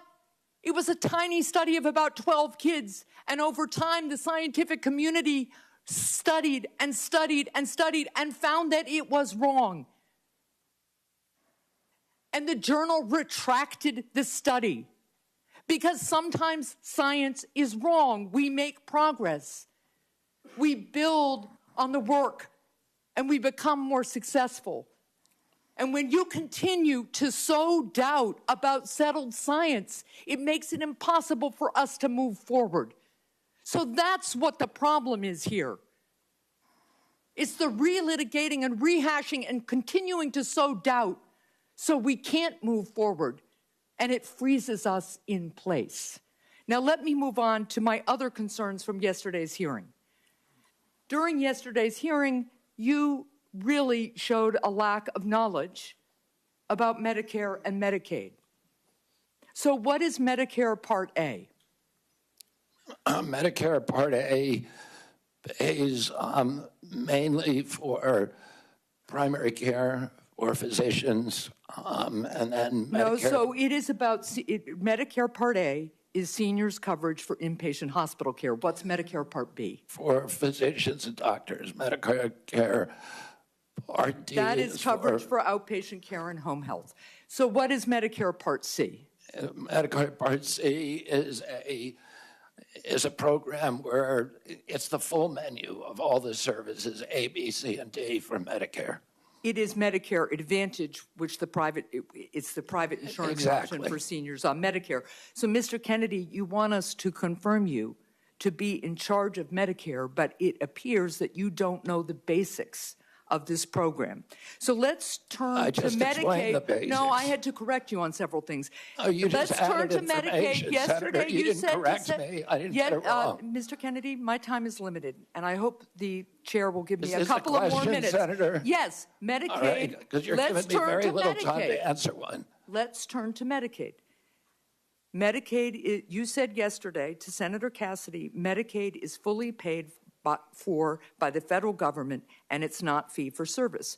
That statement is false. Do you now understand that that statement is false, yes or no? That Medicaid is paid for by the federal government? I believe that. You said it is fully paid for. Medicaid, in fact, sir, is a federal-state partnership. The state has a partnership. Right, so you were wrong yesterday, so you're acknowledging that that statement was false, right? I misstated something. All right, good. So yesterday when you were questioned about Medicaid, you repeatedly dodged questions by saying you want to make it better.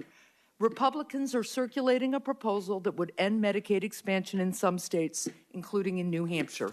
So I will submit this for the record, but it is important to me to understand whether you believe that taking Medicaid away from 60,000 people in New Hampshire would make Medicaid better. And would it make New Hampshire healthy again? I'll submit that for the record. Thank you, Mr. Chair. Senator Tuberville. Thank you. Thank you, Mr. Chairman. Thank you, Mr. Kennedy, for being here. Being a few months older than me, I'm going to be respectful to your elders. Not by much. Yeah, not by much, that's right. But thank you. Look at this room. We hadn't had a full room in here since I've been in here 4 years on any hearing. Thank you for bringing the light to what this is all about. It's about health in our country. There might have been a half a dozen people in the last Health and Human Services nominee. Nobody was interested.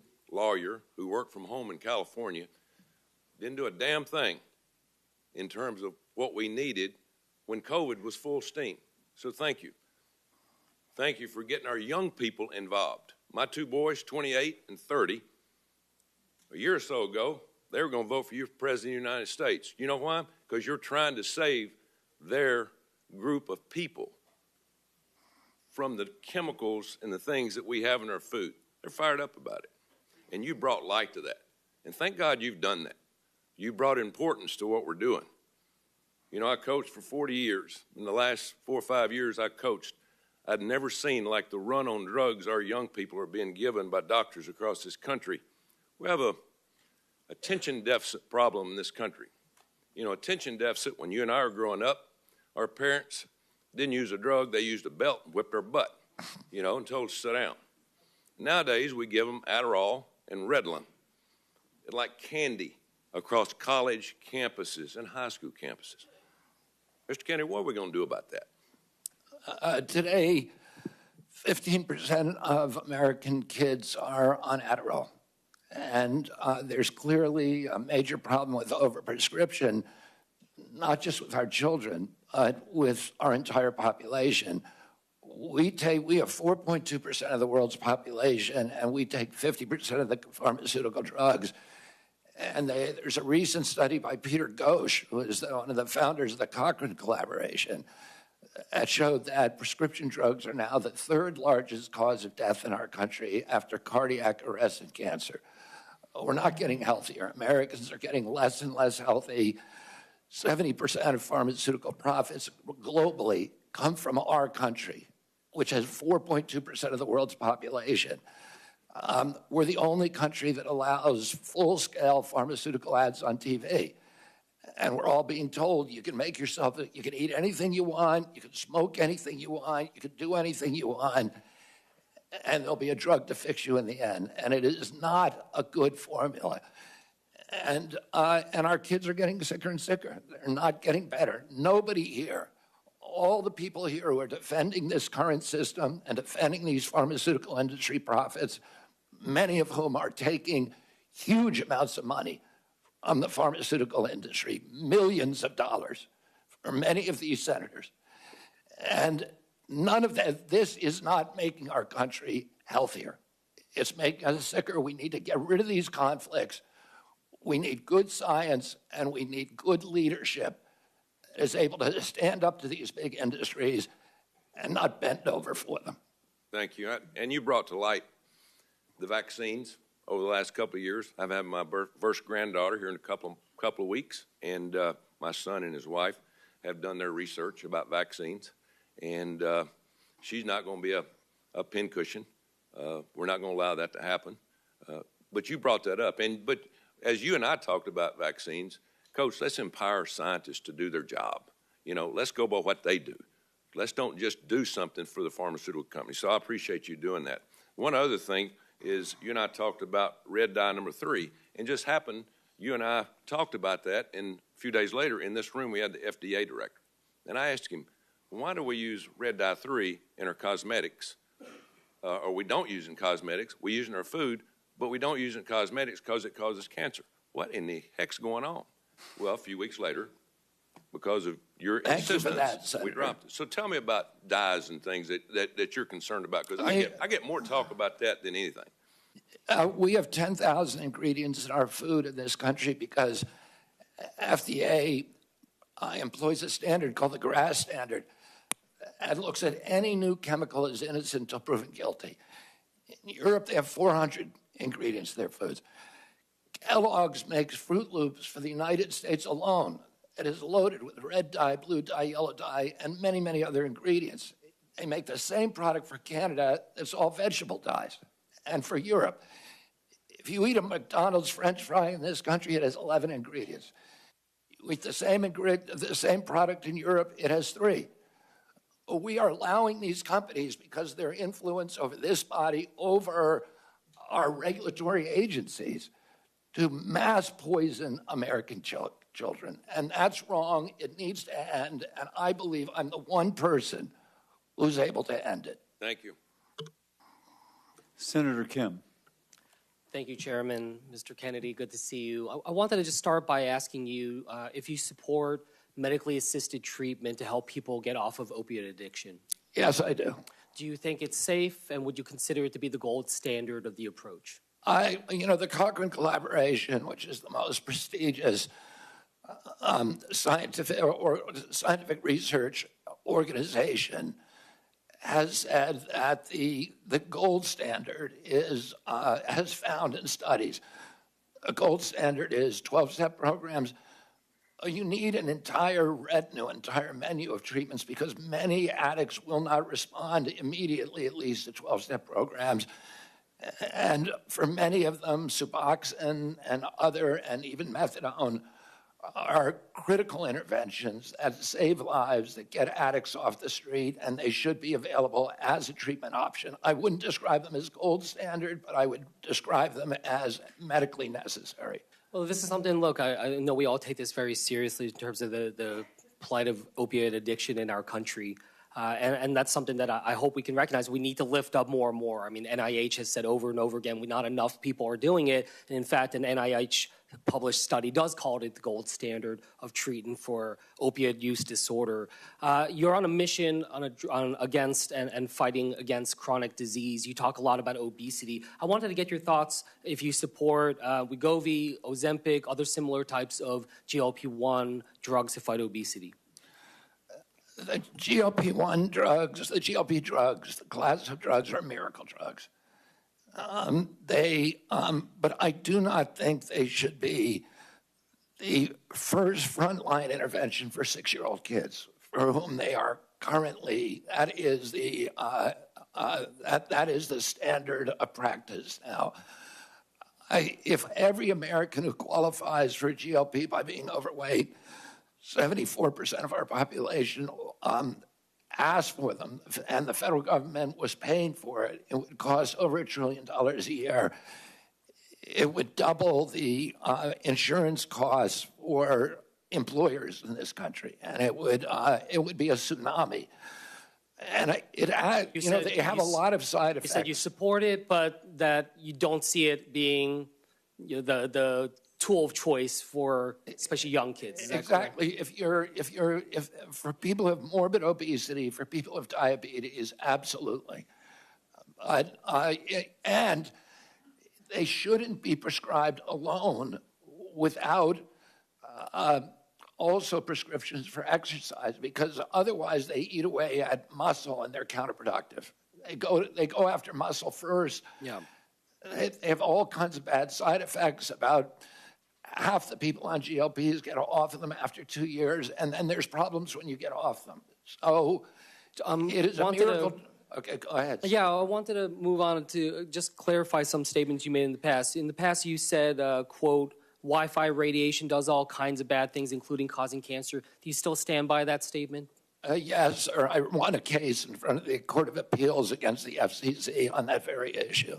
And 5G, do you feel the same way about 5G? Well, I'm just saying electromagnetic radiation does. And RF, you think, causes.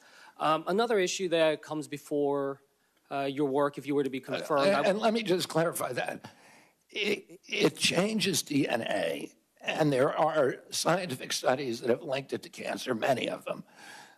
But it does other things that are, including neurological injury, that are kind of the other frontline injuries that we're most concerned about and that are best documented. One other issue that comes before your work, if you're confirmed, I wanted to ask if you would support and continue and expand CDC's role in collecting and disseminating data on firearm mortality in the United States, something that... I believe that we need to study the causes of mass shootings.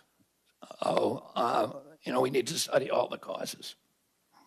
When it came to, you said earlier in response on avian flu, you would continue the investments, that you would support vaccine development. I just want to clarify, does that mean you support investments in mRNA vaccine research and development? I'm not going to pick a vaccine right now. I need to look at all the data. I need to look at safety data and efficacy data, but I'm going to continue research on every kind of vaccine. Mr. Chair, I yield back. Thank you, Senator Kim. And now Senator Banks. Thank you, Mr. Chairman. Mr. Kennedy, President Trump just won a historic election victory, and you were a big part of it. At the outset of the hearing, you talked about those Maha Moms, that coalition that you led, that movement that was behind you that supported President Trump on Election Day, giving him one of the biggest electoral college votes in my lifetime.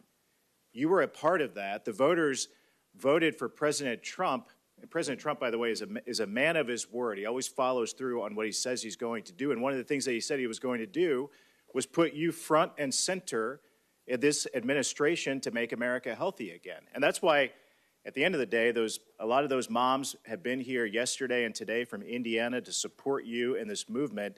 And that's why you have my full support. And anything other than voting for you to confirm you would be thumbing my nose at that movement, the millions of people in this country who want us to focus on making America healthy again. One of the things I've thought a lot about, I serve on the Armed Services Committee as well. I just left another hearing with the nominee to be our new Secretary of the Army, is the national security risk of an obese nation. 70% of our kids are not eligible today to serve in the United States military, and the Army 2 years ago was 25% off of its recruitment goals, and obesity among our kids is one of the reasons why. And I think you would agree, my first question for you, this epidemic in this country is as much of a public health risk as it is a national security risk. Would you agree with that? Absolutely, Senator. And like I said, well, I didn't say this. When my uncle was president, 3% of Americans were obese. And today, 74% are obese or overweight. In Japan, 3% are obese. So other nations, what we're seeing here is not happening elsewhere. And American kids did not suddenly get gluttonous and lazy. Something is poisoning them. And we need to figure that out. And then we need to end those exposures. We need to do gold standard science. And all of these moms recognize that we now have a unique opportunity in history, where history now is at an inflection point where we have a unique opportunity to reverse this epidemic. And we know what we have to do. We have to study the additives. We have to end the conflicts of interest on the nutrition panels and on the drug panels that are loaded with people who have corrupt entanglements with the industries they're supposed to regulate, that have turned these agencies into sock puppets for the industries they're supposed to regulate. We need somebody who can come in, who can break that inertia. We are attracting the most talented group of people who work in NIH and CDC and FDA in modern history. And people who are not coming there for jobs, they're innovators, they're disruptors, they're entrepreneurs, and they're coming in not because they want position, but because they actually want to change things and give us gold standard science and make America healthy. And I know you agree that fitness is a part of that, a major part of that. Absolutely. My uncle started the Presidential Council on Physical Fitness. I won a contest when I was in school. I got an award for it, and it was a piece of pride for me. And for many people in my generation, I'm sure Coach, won his presidential. I want to move on. I want to move on to another national security threat. The biggest existential threat to America is the Chinese Communist Party. And right now we're importing 1/3 of our medicines from China. And even more of our generic drugs come from China. It's a public health risk and a national security risk. What can you do as HHS Secretary to reduce our reliance on China and help our domestic manufacturers? This is a huge priority for President Trump. He sees this as perhaps our greatest national security vulnerability. And over the past few years, so much of our essential medicines, the production of them and the supply chains have been exported to China. And it's a crisis now in our country. If there is a pandemic, if there is a war, if there's any conflicts, China will now be able to ransom American health. And that is not a good situation. We need to bring that production home, and President Trump is committed to doing just that. Well, sir, I think you're going to have a tough job. You have my full support, but you've got lawmakers against you. You're going to have bureaucrats against you. You're going to be working with the limits of the administrative state at the department. But I'll have your back, and I want to work with you to get it done. Thank you, Senator. This movement. Thank you. I yield back. Senator Blunt, Rochester. Thank you, Chairman Cassidy and Ranking Member Sanders. Mr. Kennedy, during our meeting, you shared your vision for the department, and we discussed priorities important to my home state of Delaware. But I must say, as a former cabinet secretary and a health official in my state, and listening to your answers today in this hearing, I am deeply concerned and shocked by your apparent lack of understanding of, frankly, some of the basic responsibilities of the department. It's one of the largest, most complex, and it is vitally important. And yesterday, during your finance hearing, and today, you confused details about Medicare and Medicaid. You didn't know what authorities you have under the Emergency Medical Treatment and Labor Act, known as EMTALA, and you made false claims about the safety of mifepristone. However, what concerns me the most as a mom and a first-time grandmother is your decades-long track record of promoting vaccine misinformation and profiting from it, despite the harms that it may cause to American children. And with that, I'll turn to my questions. In yesterday's hearing, you did not seem to know anything about EMTALA, even though I raised it with you during our meeting last week. So I'll give you another opportunity. Yes or no, do you believe that a person presenting to an emergency room with a severe illness should have any type of emergency care needed to save their life? Any American who the yes law or no? says. Yes. I'm answering the question. Any yes American, or no was the direction. Under the law, every American who presents to an emergency room must be treated, and I can enforce that law, and I believe that's the right thing to do. Do you agree that a person who is experiencing severe pregnancy complications should be able to receive emergency care to save their life if that care is an abortion? My understanding of President Trump's policy is that I'm not asking you President Trump's policy. I'm asking you, what do you believe? Yeah, if it's necessary to save the life of the mother. Okay, so you of do course, believe, yes, they should. Do you commit to ensuring that pregnant women will have access to all necessary emergency care, including an abortion, if it is required to save their life or preserve if it's required to save their life? And would you agree that the ability to provide quality emergency care for pregnant women is essential to preventing maternal mortality? Providing care for pregnant women, we should be providing care for pregnant women. President Trump wants to do that. Bottom line for me, women should not be forced to rely on emergency airlifts to other states for life-saving care. And to be blunt, in our meeting, your lack of understanding really, again, was very concerning. In a 2023 interview, you described yourself saying, I'm a Kennedy Democrat. I believe in labor unions. I believe in a strong, robust middle class. I believe in racial justice. And just yesterday and today, during this hearing and the hearing yesterday, you said we need to respect diversity. Mr. Kennedy, the Trump administration recently issued an executive order that directs the federal government to eliminate grants, contracts, policies, programs, and activities that include diversity, equity, inclusion, and accessibility.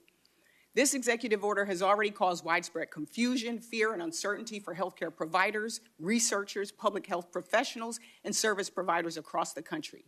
You said in our meeting that you understand that health disparities exist. So yes or no, do you, in your view, do the following programs count as health DEI programs? Programs that target Black women to address the maternal mortality crisis? Senator, there are 7. Yes or no?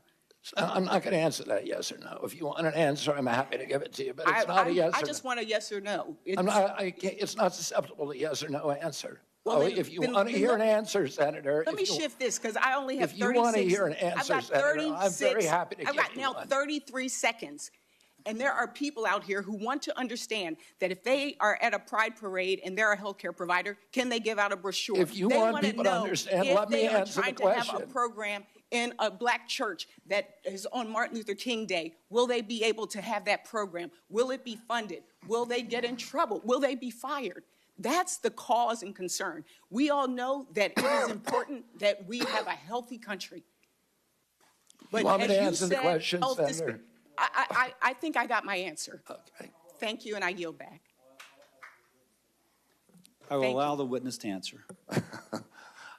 There are 7 departments at NIH that protect minority health and that seek to eliminate the shocking and unacceptable disparities in minority health. I believe in helping all people who are vulnerable. The DEI programs that President Trump eliminated have spent $63 million with no discernible positive impact on human health in this country. There's institutions already that existed before President Biden, whose job it is to do just that. Will you cut those programs that you just referenced? That decision is up to Congress, not to the HHS Secretary. Thank you. I yield back. For the record, treating a miscarriage or ectopic pregnancy is not an abortion. It's just false. And so I would ask that not be, since I'm not into misinformation, I would ask that misinformation not continually be repeated. Senator Husted.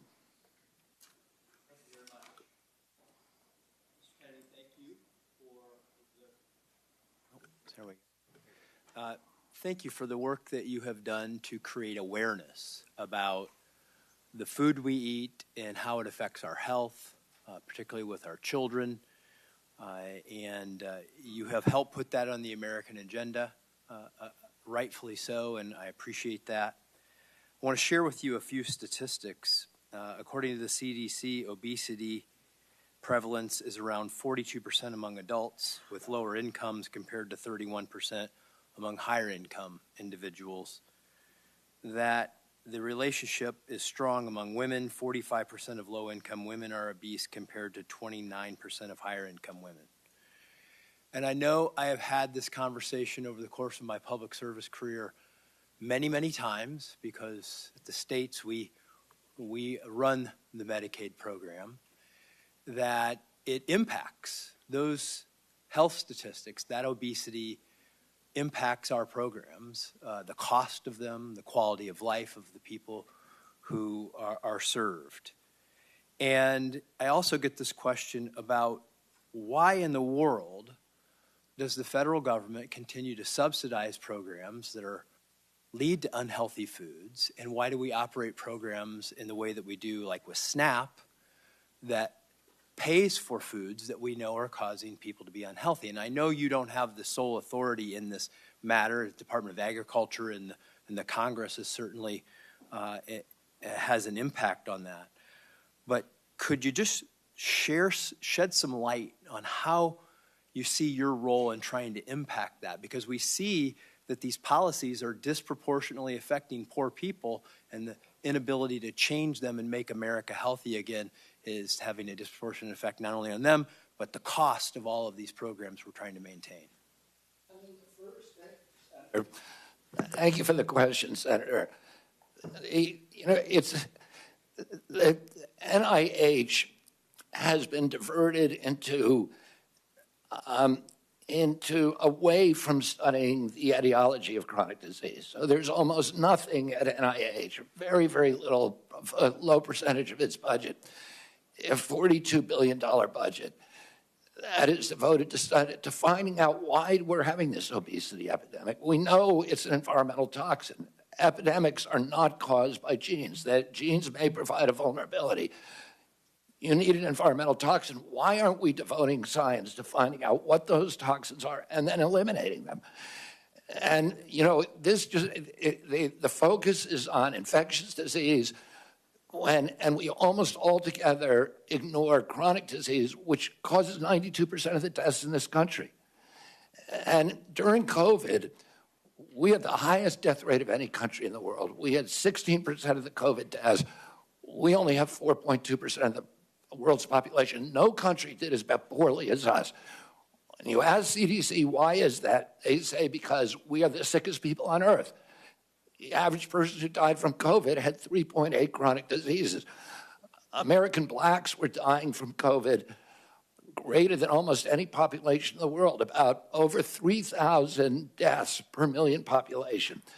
The only people worse are Indian reservations, which have an even higher rate. And the only person who did worse globally were Samoans.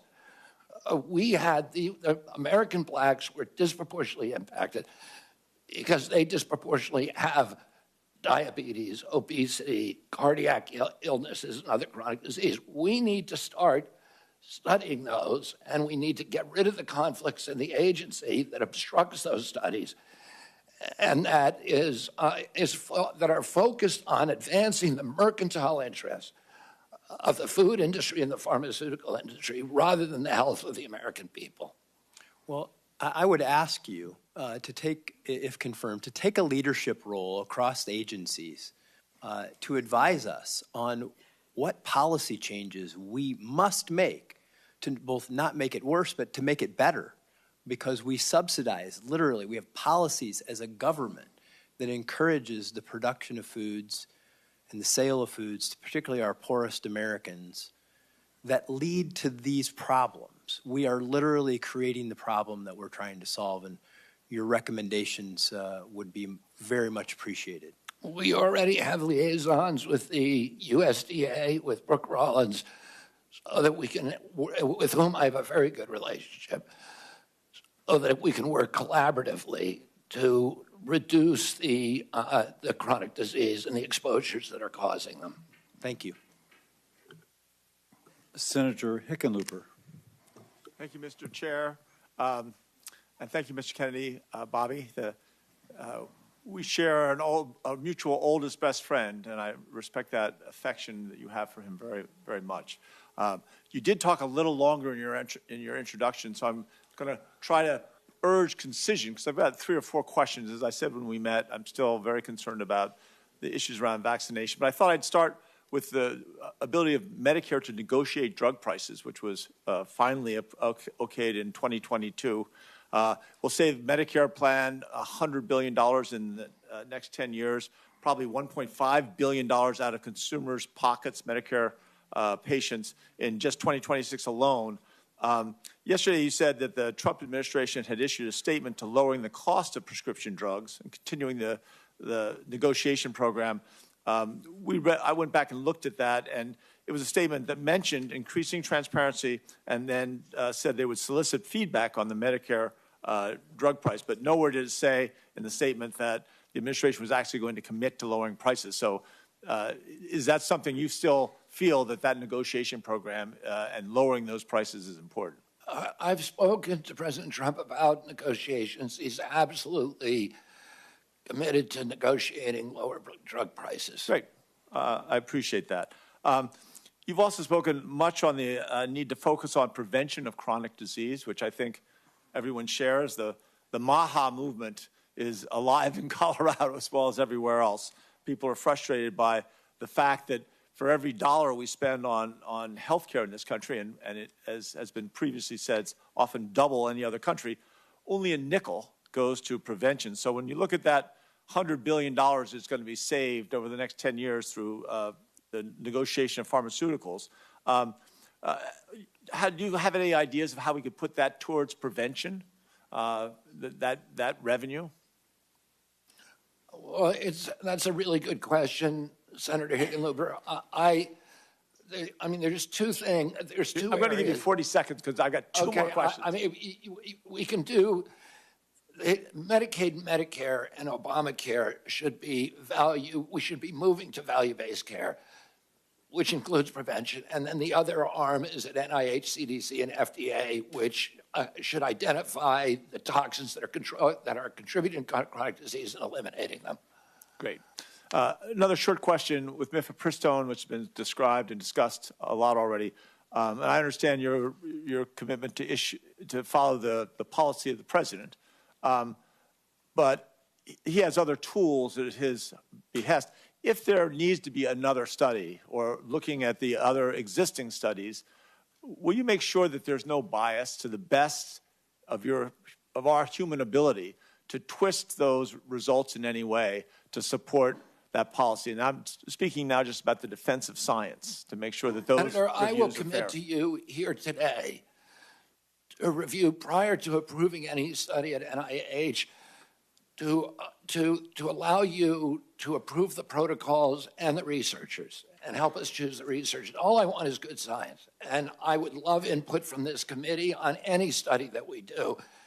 There's many ways that studies are flawed, and you can correct those at the outset in a lot of ways. So absolutely, I will work with you to make sure that it's science that you're satisfied with and I'm satisfied with. That shows that this is the first time you're being considered for a cabinet position, because no other person would ever solicit and willingly approve our participation. Well, I'm going to make that commitment. I know the hazard of it, but I'm going to do it anyway. I'll hold you to it. Now, let me get to the vaccines, and I think this is crucial, because I think there is widespread distrust and increasing distrust in the scientific community. I am a scientist. Some have argued that I'm the only scientist in the Senate left that is actually, I've written research papers in peer-reviewed journals. I think I understand how it works, and it is a healthy skepticism is useful, but we want to make sure that's a healthy skepticism. And yesterday in the discussion about Lyme disease, you said that, in your discussion, that it was formulated to be a militaristic bioweapon, that you had heard that in 3 books, but you hadn't read through. And I think at a certain point, if you're going to be an activist, or some people would say a prophet, that what you say becomes promoting something, promoting an idea. And I think when you've only read 3 books, or little bits of the 3 books, not the whole 3 books, isn't that reckless? I mean, isn't that, there's something about, aren't you then promoting this anti-science, this conspiracy about Lyme disease in this case, but the same thing about some of these vaccine issues? Like I said, I never endorsed the issue. I said it's out there. For me not to acknowledge that is a form of manipulation. For me to say there is no question here, the government proclaimed orthodoxy is true. Anybody who believes it is a dissident. I'm going to have time, and I appreciate the things. I just leave it that just because we do have one out of 36 kids that, again, we can't explain what it was. It's not fair to put that blame onto all kinds of things, but focus on vaccinations. I yield back. Dr. Moody, Senator Moody, I'm sorry.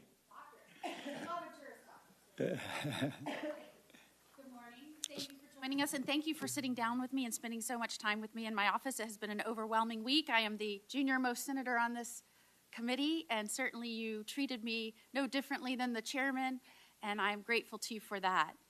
One of the topics we spent a long time talking about was your assurance and knowledge and understanding that it was the states that, in fact, gave limited power to the federal government and not the other way around, and your assurance that you will not use your agency or any organization that falls under your leadership to interfere with the state's ability to set policy or any autonomy of the state to enact or enforce laws that protect the lives of the unborn. I think that is a concern of many. It was certainly one of mine, and you allayed those concerns, and I appreciated you spending so much time with your assurances.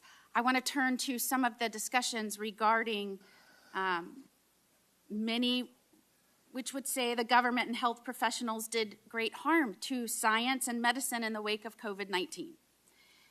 America, I believe, is at a crossroads where unfortunately things that used to not be particularly political, like science and medicine, are now politicized to the point where reality is distorted. What you believe has little to do with truth or facts and everything to do with your party. My hope is that you, Mr. Kennedy, and President Trump's other appointees will break this cycle that is threatening America and destroying its promise. Certainly, while I was the Attorney General of Florida, I had the responsibility in numerous areas to seek the truth and bring justice. Working with Governor DeSantis and other leaders, we launched grand jury investigations. And I want to bring your attention to one of those grand jury investigations that dealt with COVID-19 and the actions of government officials and Big Pharma. And remember that a grand jury investigation is made up of lay people, 18 in this instance that were brought from different communities in Florida. And I just want to read into the record one paragraph for your consideration. Much of the goodwill by the COVID-19 vaccines was squandered in the following years as sponsors and federal regulators collaborated to push out booster after booster based on shallow, inaccurate safety and efficacy data, sidelining their own ombudsman to get doses of these vaccines into the arms of every American, regardless of their underlying risk from the SARS-CoV-2 virus. Erstwhile, gatekeepers became cheerleaders as federal regulators, with the trust of the American people, dragged their feet in publicly confirming important safety signals, and then sanctioned long delays in mandatory post-marketing studies involving those very same signals. Sponsors abused the scientific journal system and regulatory reporting requirements, delaying public disclosure of serious adverse events from their clinical trials for years, and I could go on. Mr. Kennedy, as Secretary of Health and Human Services, will you use your position to squelch medical or scientific views with which you disagree? Never. And, you know, and this is relevant to what Senator Hickenlooper was asking me. We've tried this system where government lies to Americans, or where they tell them about it, that they have it with a level of assurance that they don't feel themselves, and it isn't working. The initial COVID vaccine, Americans flocked to get it. I think 95% of Americans went and got it. The CDC has now recommended an 8th booster, and only 23% of Americans at most are taking it. It's because 77% of Americans no longer trust CDC. That's not a good thing. If we want uptake of vaccines, we need a trustworthy government. In other nations where they don't have mandates, like Japan and a few years ago in Germany, they had the same uptake as we did, without any mandates, because people trust their government. That's what I want to restore to the American people and the vaccine program. I want people to know if the government says something, it's true. It's not manipulative. And it's not a noble truth, which is what a certain doctor called his lies. Certainly, I don't have a lot of time, but I would like to bring your attention to another grand jury investigation that we did in Florida, and I would ask Mr. Chairman to enter into the hearing record 2 grand jury reports related to human trafficking and COVID-19. To have your commitment that any organization under your purview will work with the states, not impede our investigations, to ensure that children that are in this country, that are minors, that are under your purview, that you will communicate with us so that we can have the information to make sure that they are safe, unlike in an investigation where Biden blocked us in this administration at every turn to keep us from getting information showing that they trafficked children that were brought into this country and lost dozens, tens of thousands of children, lost track of them, and never gave us in DCF in Florida the information so that we could protect them. To have your word that you will protect children if you're given that responsibility. Absolutely, and President Trump is determined to find the 300,000 children who were lost over the past 4 years and to return them to their parents. That's it. Thank you. Without objection, it can be entered into the record. Senator Markey. Thank you. Yesterday, under oath, you told my colleagues on the Senate Finance Committee that when you went to Samoa in June of 2019, it, quote, had nothing to do with vaccines. Will you confirm again today that the trip had nothing to do with vaccines? My purpose in going down there had nothing to do with vaccines. Well, I have in my hand a blog post in 2021 in which you say the anti-vaccine group Children's Health Defense, which you ran, offered to fund the purpose of the trip to Samoa. And in the same post, you state that the trip was ultimately arranged by an anti-vaccine activist. And during the trip, you met with an activist who later compared vaccine mandates to Nazi Germany. And during that trip, you also discussed vaccines with the Prime Minister and the Director General of Health of Samoa.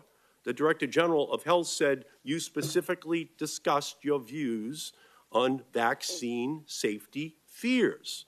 And with unanimous consent, I will submit those blog posts, Mr. Chairman, into the record. Without objection. Can I reply to that, Senator? I'm going to ask you, I'll ask you again. Did the trip have nothing to do with vaccines, as you told my colleagues in Senate Finance yesterday? Nothing to do with vaccines. And if you want me to explain, I will. Did it have anything to do with vaccines? No, it did not. It did not. My purpose in the trip was not to. I ended up having conversations with people, some of whom I never intended to meet. Well, again, an anti-vaxxer helped finance your trip. Well, you call them an anti-vaxxer. That's not what they would call themselves. They call themselves safe vaccine advocates. I went down there. A CHD, which was that group, offered $6 million to obtain a grant for $6 million to install to digitalize the health records of Samoa. Well, let me just go on. I just want to state-of-the-art medical informatics system. Thank you, That was the purpose of my trip, Senator. I got it. Thank you. So let me just follow through now, 2019. So now in October of 2019, the CDC declared a measles outbreak in Samoa. And in November, Samoa started a mass vaccination campaign to stop the outbreak. That same month, November of 2019, after 16 people had already died from the outbreak and Samoa was trying to respond to the crisis, you sent a letter to the Prime Minister of Samoa stating that, quote, it is a regrettable possibility that these children are causalities of the vaccine. By unanimous consent, I will introduce that letter into the record. Without objection. So as Samoa was trying to contain the outbreak, you were saying that it was the fault of the vaccine rather than the absence of vaccinations that caused the outbreak in Samoa in the same year you visited Samoa. And I replied to that, Senator. Let me just finish. The death count in Samoa grew to 83. And ultimately, volunteers in New Zealand sent tiny coffins to help bury the dozens of children who died. And the Samoan Director General of Health later said, with his last name and the status attached to it, people will believe him. People will believe Robert Kennedy. And a New Zealand vaccinologist later said the impact of your role was devastating. So your name and your profile helped fuel a measles outbreak. You scared people from taking a vaccine. It slowed the public health response, and children died. You've taken no responsibility thus far. And if an outbreak occurs in the United States, I have no evidence that you would not use your role as secretary to spread dangerous misinformation. So that one incident, from my perspective, disqualifies you from holding any position in healthcare, much less the #1 health official in the United States. And 75 Nobel Prize winners in science have said very clearly that you should not be confirmed, that it would be dangerous for you to have And you should look at their conflicts, Senator. You should look at their conflicts of those individuals. Well, 75 and Nobel... you should look at who financed that letter. 75 Nobel Prize winners, and by the way, of a high percentage of the medical community in Boston, the health capital of the United States and the world, have said the same thing about your qualifications. They're saying to me they don't want tiny coffins as well. Neither do I. So that's the basis of my reservations about you, and the reason why I'm going to vote no on your candidacy, because I just think it's too dangerous to run the threat that that misinformation is spread in our country in the same way it was in Samoa. Senator Murkowski, and let me compliment Mullen and Murkowski. They've stayed here the entire conference, and they're not obligated to like the two of us, not that we wouldn't have otherwise. But Senator Murkowski, you please. Thank you, Mr. Chairman. And I think these are exactly the types of forums that we all need to be engaged in from start to finish. Because can you speak up, Senator Murkowski? There's been considerable discussion here about many issues. Certainly a lot about vaccines. I care deeply about making sure that our vaccines are safe, the efficacy of them, the availability of them, how we disseminate them is particularly important in a very, very rural state like mine. You have experience there. You understand that. I am particularly attracted by the focus on chronic diseases. We know that if we can do a better job with chronic diseases, maybe some of the other things that we are susceptible to in the infectious diseases area, we're able to perhaps pull back a little bit on that.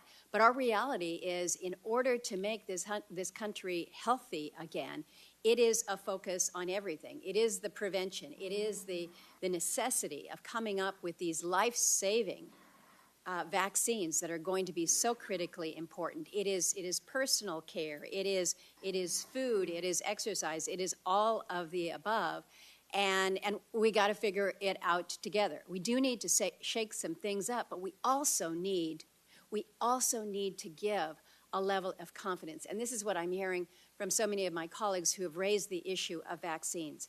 We have made some considerable gains in my state of Alaska with vaccinating the many people in very rural areas where one disease outbreak can wipe out an entire village. We saw this in 1918 with the Spanish flu, and that's why everyone was rattled to the core. Villages were shut down entirely during COVID because of the fear of transmission. And so they're looking for these life-saving ways and means. And so when there is a lack of confidence, when there is a doubt, it's like, well, what do I do? And so we're pulling back then on, again, these areas where we can work to prevent some of these deadly diseases that we thought we had wiped out years ago. We have dramatically reduced diseases in my state like Hep A and B and meningitis. We're just now getting through a tough bout of whooping cough that came around to the state. Now there's a scare in the peninsula in Alaska about a measles outbreak. So we can't be going backwards with our vaccinations that will allow for this level of prevention and protection. So I'm asking you, you are clearly an influencer. You are clearly an influencer. You would not be in this position today. But you can see how your podium, your platform, your voice can influence so many. So I am asking you on the issue of vaccines specifically to please convey with a level of authority and science, but also with a level of conviction and free of conflict and free of political bias, that these are measures that we should be proud of as a country. Proud of as a country. Look to what President Trump was able to do with the COVID vaccine. It was extraordinary, and it did save lives. I need time for a question, so I'm asking you to focus on how you can use your position to provide for greater levels of confidence to the public when it comes to these life-saving areas. So I'm going to pivot to a question that you can answer. This relates... I can answer that one, too. No, I know, but I have 43 seconds, and no one has talked about our Native populations.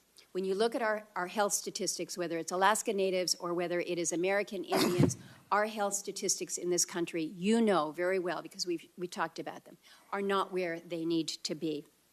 And it's in all categories. It's infectious disease, it's tuberculosis, it's Hep C, it's mental health, it's depression, it's substance use, it's sexually transmitted diseases, it's hypertension, stroke. It is so deep, and it is so challenging, and it is so hard. You have received support from Native American tribes. You have been in these areas.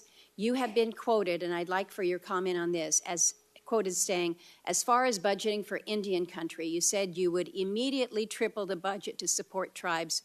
Can you expand on this pledge and the commitment?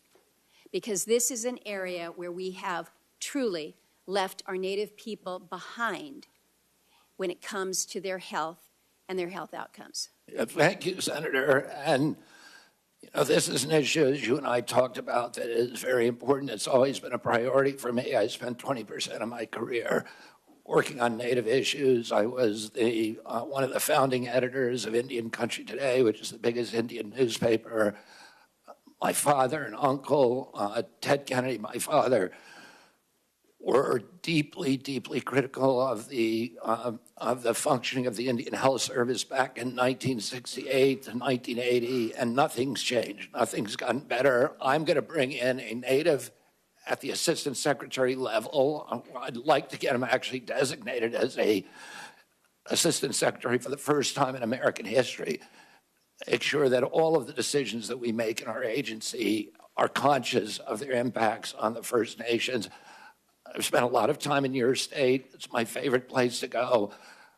I've been up with the Gwich'in, representing the Gwich'in people up in Arctic Village, and been all over the state in the remote areas. I understand in Alaska the unique needs of Alaska because of remote health care, because some of these areas are not even accessible except for airplane.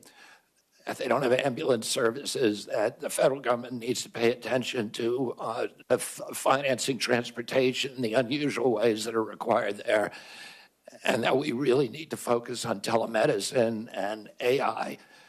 Make sure that even in remote places in Alaska, that Native people can get high-quality health care, and we can do that today. And I look forward to working with you on those issues and others. Thank you, Mr. Chairman. Senator Murkowski sets the record for going over. Senator also Brooks. Sorry. Good morning. Thank you, Mr. Chair. Mr. Kennedy, I was struck by your comments during our meeting last week. What? I was struck by your comments in our meeting last week where you made it abundantly clear to me that you intended to clean house of the professional scientists at the National Institutes of Health, which you know is headquartered in the state of Maryland and employs thousands of hardworking Marylanders. I, for the record, believe in scientists, and I believe in doctors, and I trust them over politicians without medical degrees. You talked about bad science and bad scientists, and in fact, you specifically said to me in response to my question that you intend to replace the bad scientist with the good scientist. And so I want to ask you, in your opinion, what makes a scientist or a doctor qualified to serve at the National Institutes of Health? A scientist who's devoted to empirical methodology, to evidence-based science, scientists who understand the importance of replication, the importance of publishing raw data and being open and transparent about it, the importance of publishing peer review. We have, NIH has overseen over the past several years the precipitous decline in American health. There's 91,000 people at HHS, and are you suggesting that some of them should not be held responsible for that decline? They were in charge of protecting our health. Let me just insert here. Let me just finish. But let me just say this, because I only have 3 minutes left. I don't set the rules here, but I ask the questions. And the question is really whether you intend, as you said, to substitute essentially your judgment for the judgment of these professional scientists and doctors. I'm not going to substitute my judgment for science. Of course, I'm not going to do that. What I'm going to do, listen, the New York Times just did an article last week talking about the fraud, the 20-year fraud, 800 fraudulent studies produced by NIH on amyloid plaques, and not allowing any other hypothesis about the cause of Alzheimer's to be explored. Well, how will you decide, Mr. Kennedy, which scientists are bad scientists? Are they the ones who disagree with you? The ones who are corrupt, the ones who have been doing science like the amyloid plaque studies that were fraudulent. These doctors, let me ask you a question. Do you have a medical degree? Do I know? Okay, let me go to the next question. The Heritage Fund has compiled a watch list of federal employees to go after federal staff. Is there a watch list for federal staff at HHS? Not that I know of. Have you or has anyone in the administration developed a list of career scientists or federal staff that you would target for termination? Not that I know of. And let me just ask you another question. Now, your failed presidential campaign has been raising money to try and cover your debts. And you were questioned about this yesterday and failed to answer a question that Senator Warren asked you. And so I want to ask you again regarding these emails that you have sent to raise money How much has your presidential campaign made fundraising off of this administration's complete disregard for the workforce at HHS? Excuse me? I didn't hear the question. The last part. How much money has your presidential campaign made off of fundraising, off of this administration's complete disregard for the workforce at HHS? Zero. Okay, Mr. Chair, I'd like to ask unanimous consent to enter into the record 2 emails from this week and the week before regarding fundraising that you are currently doing through your presidential campaign. Without objection. And finally, I want to ask you, I have you said you were on a show on February 26, 2021, an interview with Dr. Judy Mikovits, where you said the following, and I quote, "We should not be giving black people the same vaccine schedule that's given to whites because their immune system is better than ours." Can you please explain what you meant? There's a series of studies, I think most of them by Poland, that show that to particular antigens that blacks have a much stronger reaction. There's differences in reaction to different products by different races. So I have 17 seconds left. Let me just ask you then. So what different vaccine schedule would you say I should have received?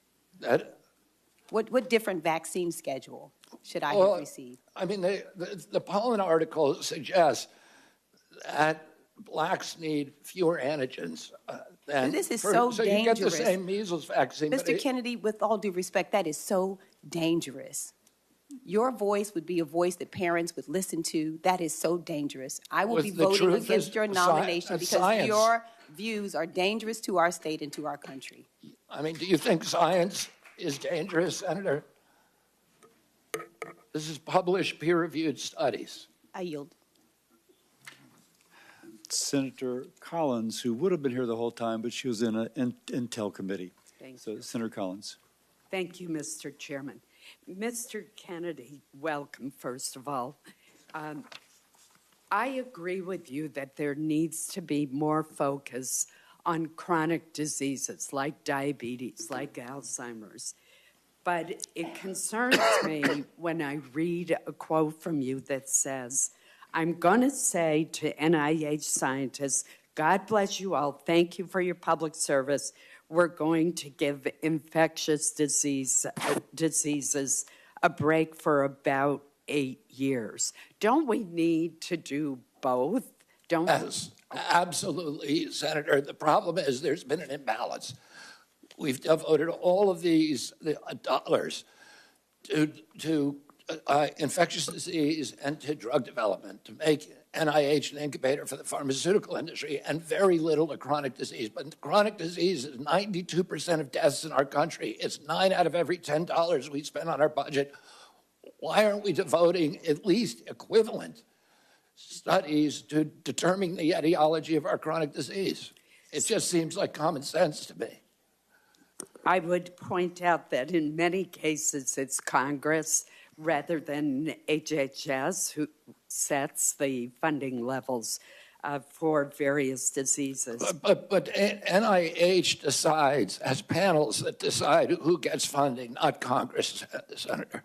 I want to share with you a discussion that I had with a Maine pediatric nurse practitioner. She raised the concern that if people are discouraged from getting their children vaccinated, we will lose the herd immunity in a classroom.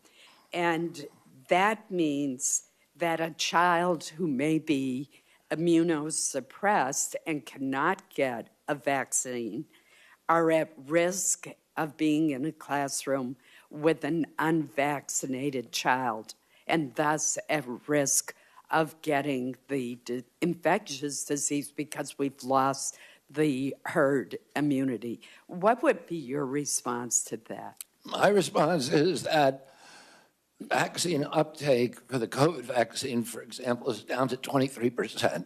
And all vaccines are dropping, and they're doing that because people don't believe the government anymore. We need good science, and I'm going to bring that in. I'm going to restore trust, and that will restore vaccine uptake.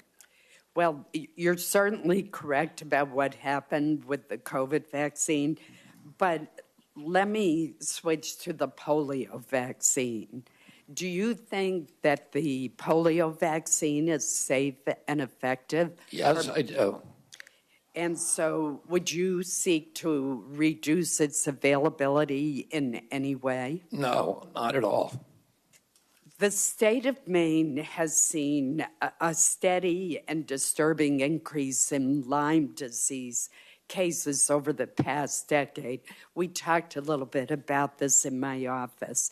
In 2023, Maine had a record number of Lyme disease cases, nearly 3,000 reported cases. Fortunately, there is a promising vaccine trial for Lyme disease that is underway at Maine Health in Portland. Access to a Lyme disease would be a monumental step forward in reducing the burden of this disease, which can have lifelong effects. I've seen it in members of my own family.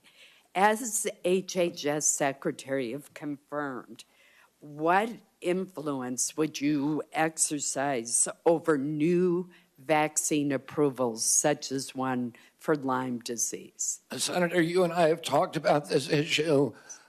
I've had Lyme disease. I lived in the epicenter of Lyme disease. Every member of my family my immediate family has had Lyme disease. I had a son whose face was paralyzed for a year. I have a son today who has been suffering with devastating effects from Lyme disease for 2 years.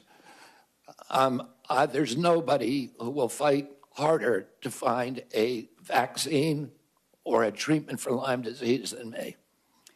I very much appreciate that assurance, and I'm sorry that your own family has been so adversely affected.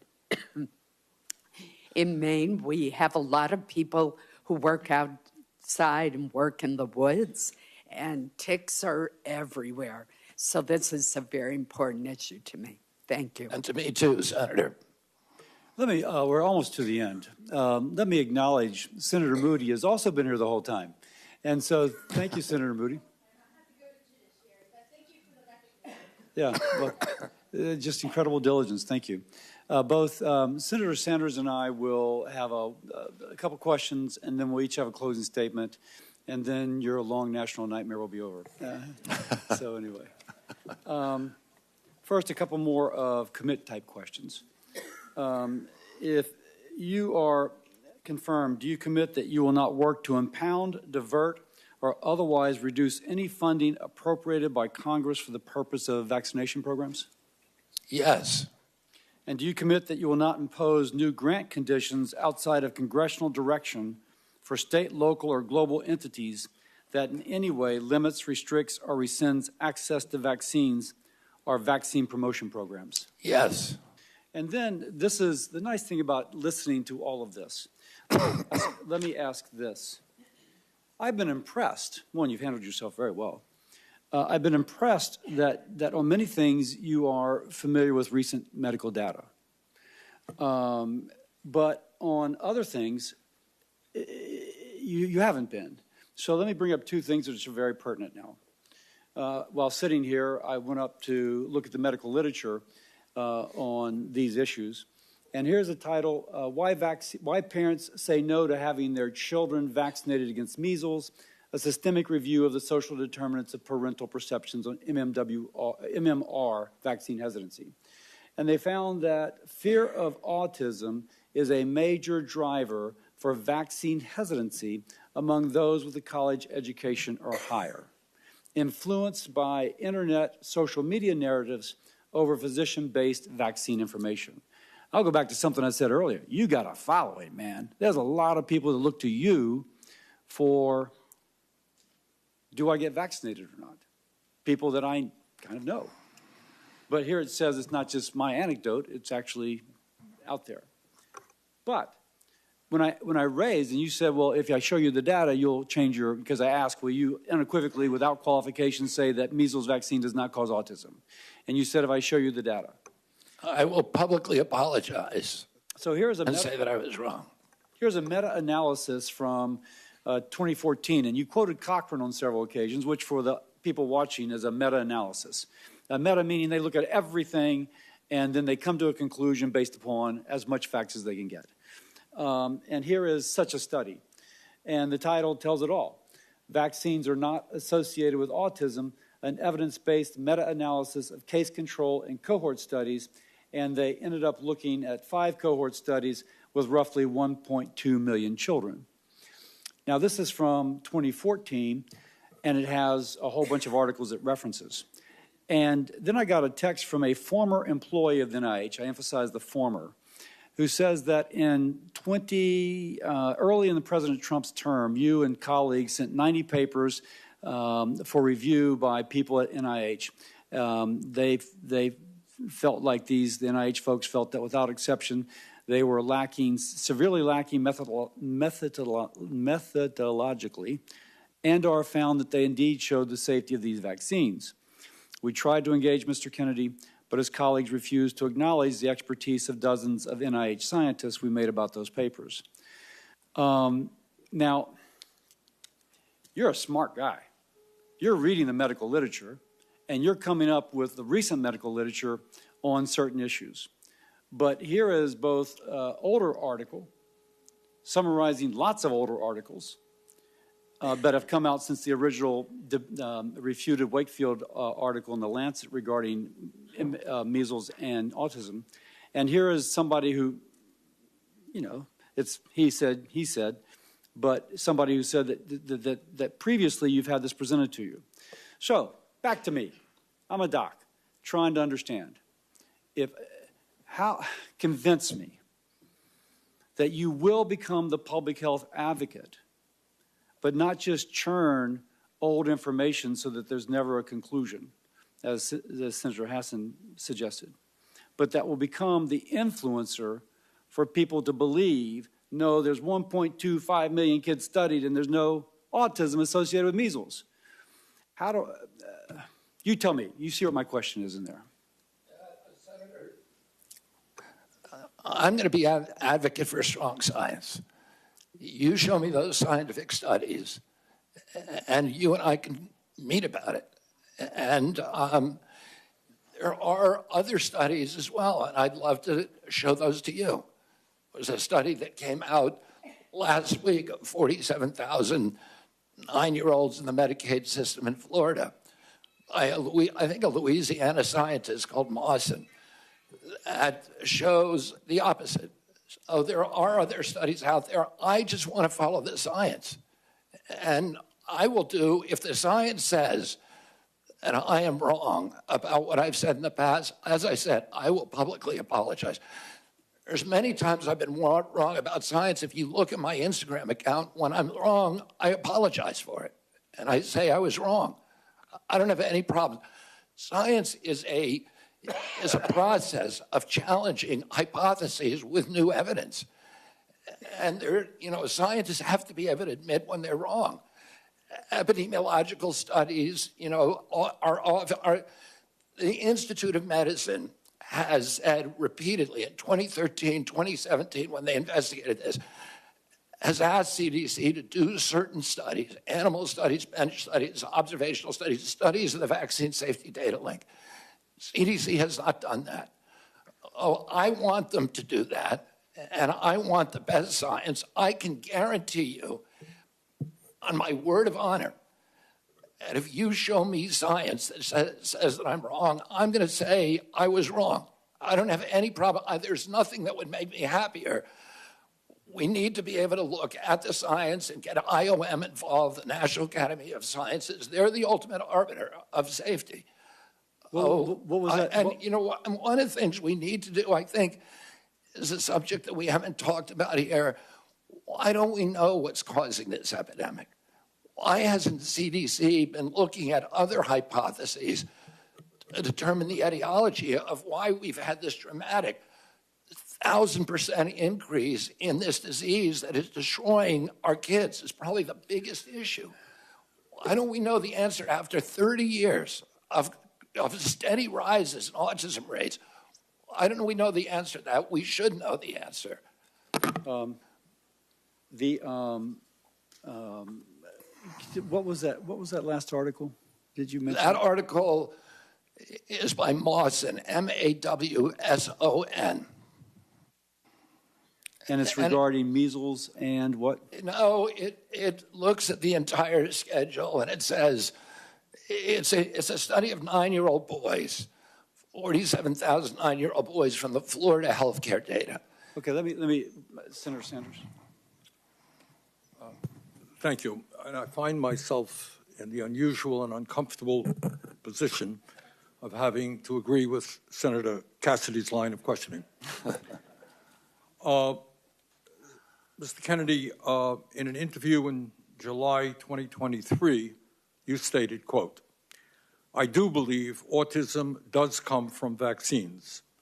And you have, the end of quote, and you have praised a gentleman named Andrew Wakefield for his research. What studies, you talk about the need to be science-based, to get our information, good information to make decisions. What studies have you utilized to come to the conclusion that vaccines cause autism? I'm happy to sit down with you. No, please, just answer me that. I mean, look at the Mawson study, Senator. The what? Yeah, Mawson, just look at that study. Yeah, I will, and that was published. But I don't want to, I wouldn't rest on a single study. Right. And all studies can be Okay. Don't mean to be rude. I don't have a lot of time. Just saying you would not be, I just heard you say you could not be happier if you were proved wrong. Mr. Chairman, I asked to put into the record 16 studies done by scientists and doctors all over the world saying that vaccines do not cause autism. Are you happy with that objection? Look at the IOM assessment of those 16 studies, Senator. The IOM has assessed them. But listen, let me get to it. Don't have a lot of time. I apologize. I'm happy to talk to you at another time. Don't have a lot of time. Let's talk about COVID. And I just want clarity on the issue. And again, I apologize. You have to be brief. We don't have a lot of time. Scientists have estimated that the COVID vaccine saved 3 million lives. President Trump said the COVID vaccine was, what, quote, one of the great miracles of the ages, end quote. You have said the COVID vaccine was the deadliest vaccine ever made, end of quote. Was the COVID vaccine the deadliest vaccine ever made? The reason I said that, Senator Sanders, is because there were more reports on the VAERS system, on the Vaccine Adverse Event Reporting System, which is the only surveillance system, that and VSafe.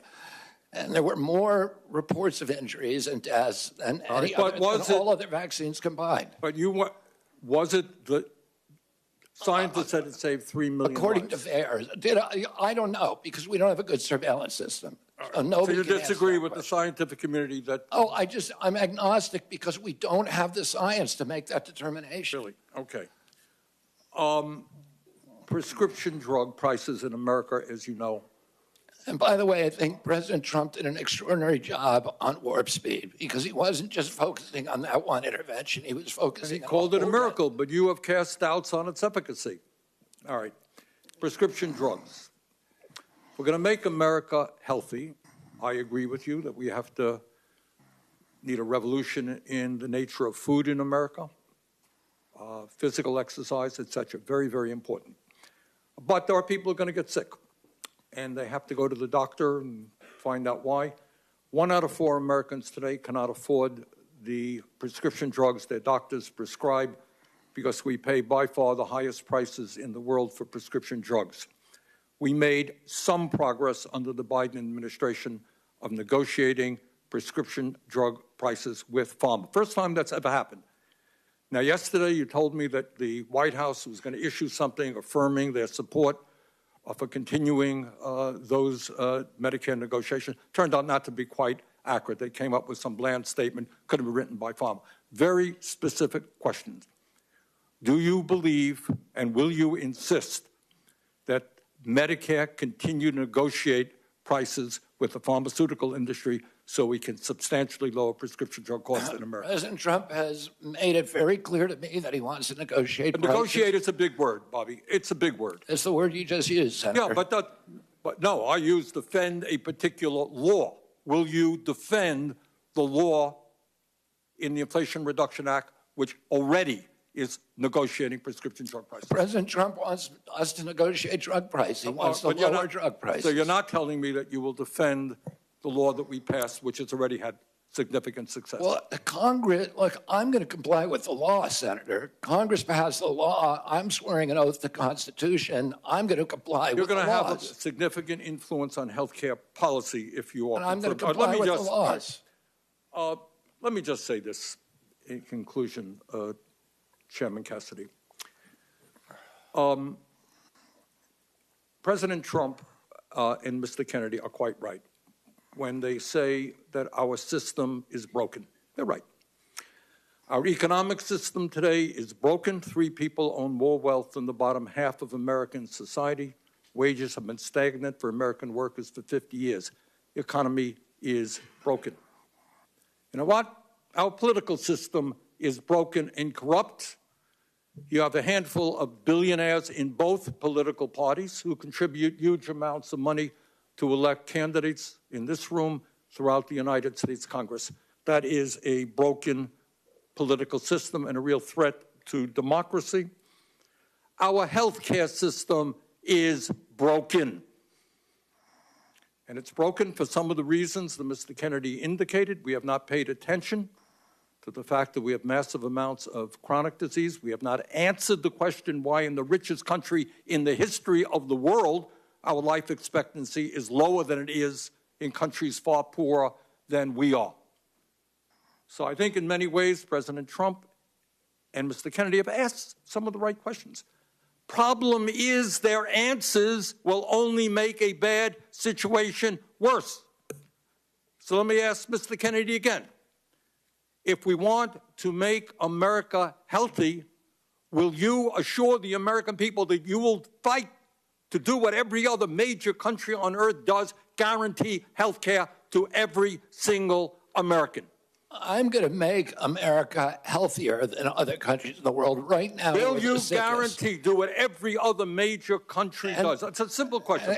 And by the way, Bernie, the problem of corruption is not just in the federal agencies, it's in Congress too. Almost all the members of this panel are accepting, including yourself, are accepting millions of dollars from the pharmaceutical industry. And protecting their interests. Oh, I thought that would come. No. I ran for president like you.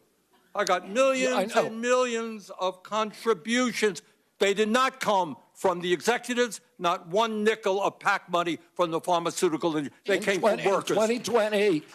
In 2020, you were the single largest because I had receiver of pharmaceutical money. Contributions from workers all over this country. Workers, you were the not a nickel from corporate Bernie, tax. you were the single largest acceptor of pharmaceutical dollars. No, from workers in 1.5 million. Yeah, out of 200 million. All right, but you have not answered. Last question. You have not answered my question.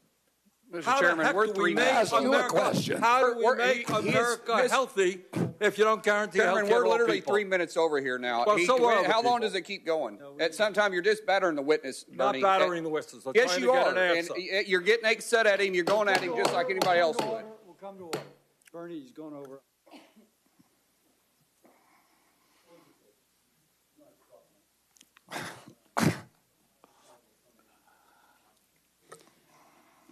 Before I ever entered politics, before I was ever thinking about running for office, I practiced medicine for 30 years.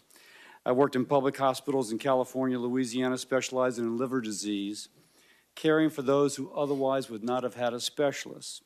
If you will, dedicating my life to saving lives. That is, being a doctor. That ethic guides me now. In my opening statement, I told the story of my patient, an 18-year-old girl with acute liver failure from hepatitis B being air ambulanced to LSU Shreveport Hospital for a liver transplant. Now, let me finish the story. Her mother wasn't allowed to fly in the helicopter, so her mother drove the 3 hours from Baton Rouge to Shreveport. Now, when she arrived, they let her visit her daughter before she went back to the OR. And the mom goes in to say a prayer, squeezes the daughter's hand. The daughter's eyes open, and she said, "Mama?" And the daughter began to recover. Powerful story with a happy ending. But as a doctor, I saw endings not so happy. I just had a friend text me, 2 children died in an intensive care unit in a Baton Rouge hospital from vaccine-preventable diseases this past month. So my concern is that if there's any false note, any undermining of a mama's trust in vaccines, another person will die from a vaccine-preventable disease. Now, you've got a megaphone. Maybe you and Bernie, Bobby and Bernie. Of everybody in this room, the 2 of you have the biggest followings, tremendous credibility. And with that influence comes a great responsibility. Now, my responsibility is to learn, try and determine if you can be trusted to support the best public health. A worthy movement called MAHA to improve the health of Americans, or to undermine it, always asking for more evidence and never accepting the evidence that is there. I looked at the article from Dr. Mawson, and it seems to have some issues. I'll just put that to the side. And that is why I've been struggling with your nomination. There are issues ultra-processed food, obesity, we are simpatico. We're completely aligned. And as someone who has discussed immunizations with thousands of people, I understand that mothers want reassurance that the vaccine their child is receiving is necessary, safe, and effective. We agree on that point, the 2 of us, but we've approached it differently. And I think I can say that I've approached it using the preponderance of evidence to reassure, and you have approached using selected evidence to cast doubt. Now, put differently, we're about the same age. Does a 70-year-old man, 71-year-old man who has spent decades criticizing vaccines and who's financially vested in finding fault with vaccines, can he change his attitudes and approach now that he'll have the most important position influencing vaccine policy in the United States? Will you continue what you have been, or will you overturn a new leaf at age 70? I recognize, man, if you come out unequivocally, vaccines are safe, it does not cause autism, that would have an incredible impact. That's your power. So what's it going to be? Will it be using the credibility to support lots of articles, or will it be using credibility to undermine? And I got to figure that out for my vote. You have the power to help rebuild, to help public health institutions re-earn the trust of the American people. Now, let's be political. I'm a Republican. I represent the amazing state of Louisiana. And as a patriotic American, I want President Trump's policies to succeed in making America and Americans more secure, more prosperous, healthier. But if there's someone that is not vaccinated because of policies or attitudes you bring to the department, and there's another 18-year-old who dies of a vaccine-preventable disease, helicoptered away, God forbid dies, it'll be blown up in the press. The greatest tragedy will be her death, but I can also tell you an associated tragedy that will cast a shadow over President Trump's legacy, which I want to be the absolute best legacy it can be. So that's my dilemma, man. And you may be hearing from me over the weekend. You may be hearing from me over the weekend. I once again thank you for your time, and I yield to my ranking member. Thank you, Mr. Chairman, and thank you very much for your job today in conducting this very, very important hearing. Let me reiterate my concerns. Every person on this panel, and I would hope everybody in America, wants to make us the healthiest country on earth. And I applaud Mr. Kennedy for raising the issues and talking about some very important truths. But what I am not hearing from him are some very specific policy issues that we absolutely need if we're going to make America healthy. It is unquestionable that when 68,000 Americans die because they can't afford to go to a doctor, you got to deal with that. And I have not heard one word about the need for universal health care that exists in every country on earth. When 1 out of 4 people can't afford prescription drugs because the pharmaceutical industry is ripping us off and charging us 10 times more in some cases than the people in other countries. I have not heard the definitive answer I need that we're not going to pay the highest prices in the world for prescription drugs. And one of the points I think that Mr. Kennedy made, which is right, healthcare is not just medical care. It's a lot more. Talk about the food industry. We have held a hearing, Senator Cassidy and I held a hearing a couple of months ago, where we made the point that the food industry is, in fact, poisoning our kids with addictive food that is leading to obesity, diabetes, heart conditions, etc. And I hope that our Congress and the White House will have the courage to take on a very powerful food industry and demand that the products that they sell our kids are, in fact, healthy and non-addictive. In many ways, what the food industry is doing today is what the tobacco industry did 50 or 60 years ago. And we talk about making America healthy today. Again, it's not just doctor care, medical care. We have millions of people working for starvation wages. You cannot be healthy if you're working 50 or 60 hours a week and you can't afford the rent that your landlord is charging you. Stress kills. Stress makes us sick. So, Mr. Chairman, let me just say this. I think the issues that have been raised in this hearing today are of enormous importance. I look forward to working with you and other members of this committee to make sure that we develop the policies that have the courage to take on very powerful and wealthy special interests. So, in fact, that we can make America healthy. Thank you. This concludes our hearing. For any senators who wish to ask additional questions, questions for the record will be due tomorrow on Friday, January 31st at 5 p.m.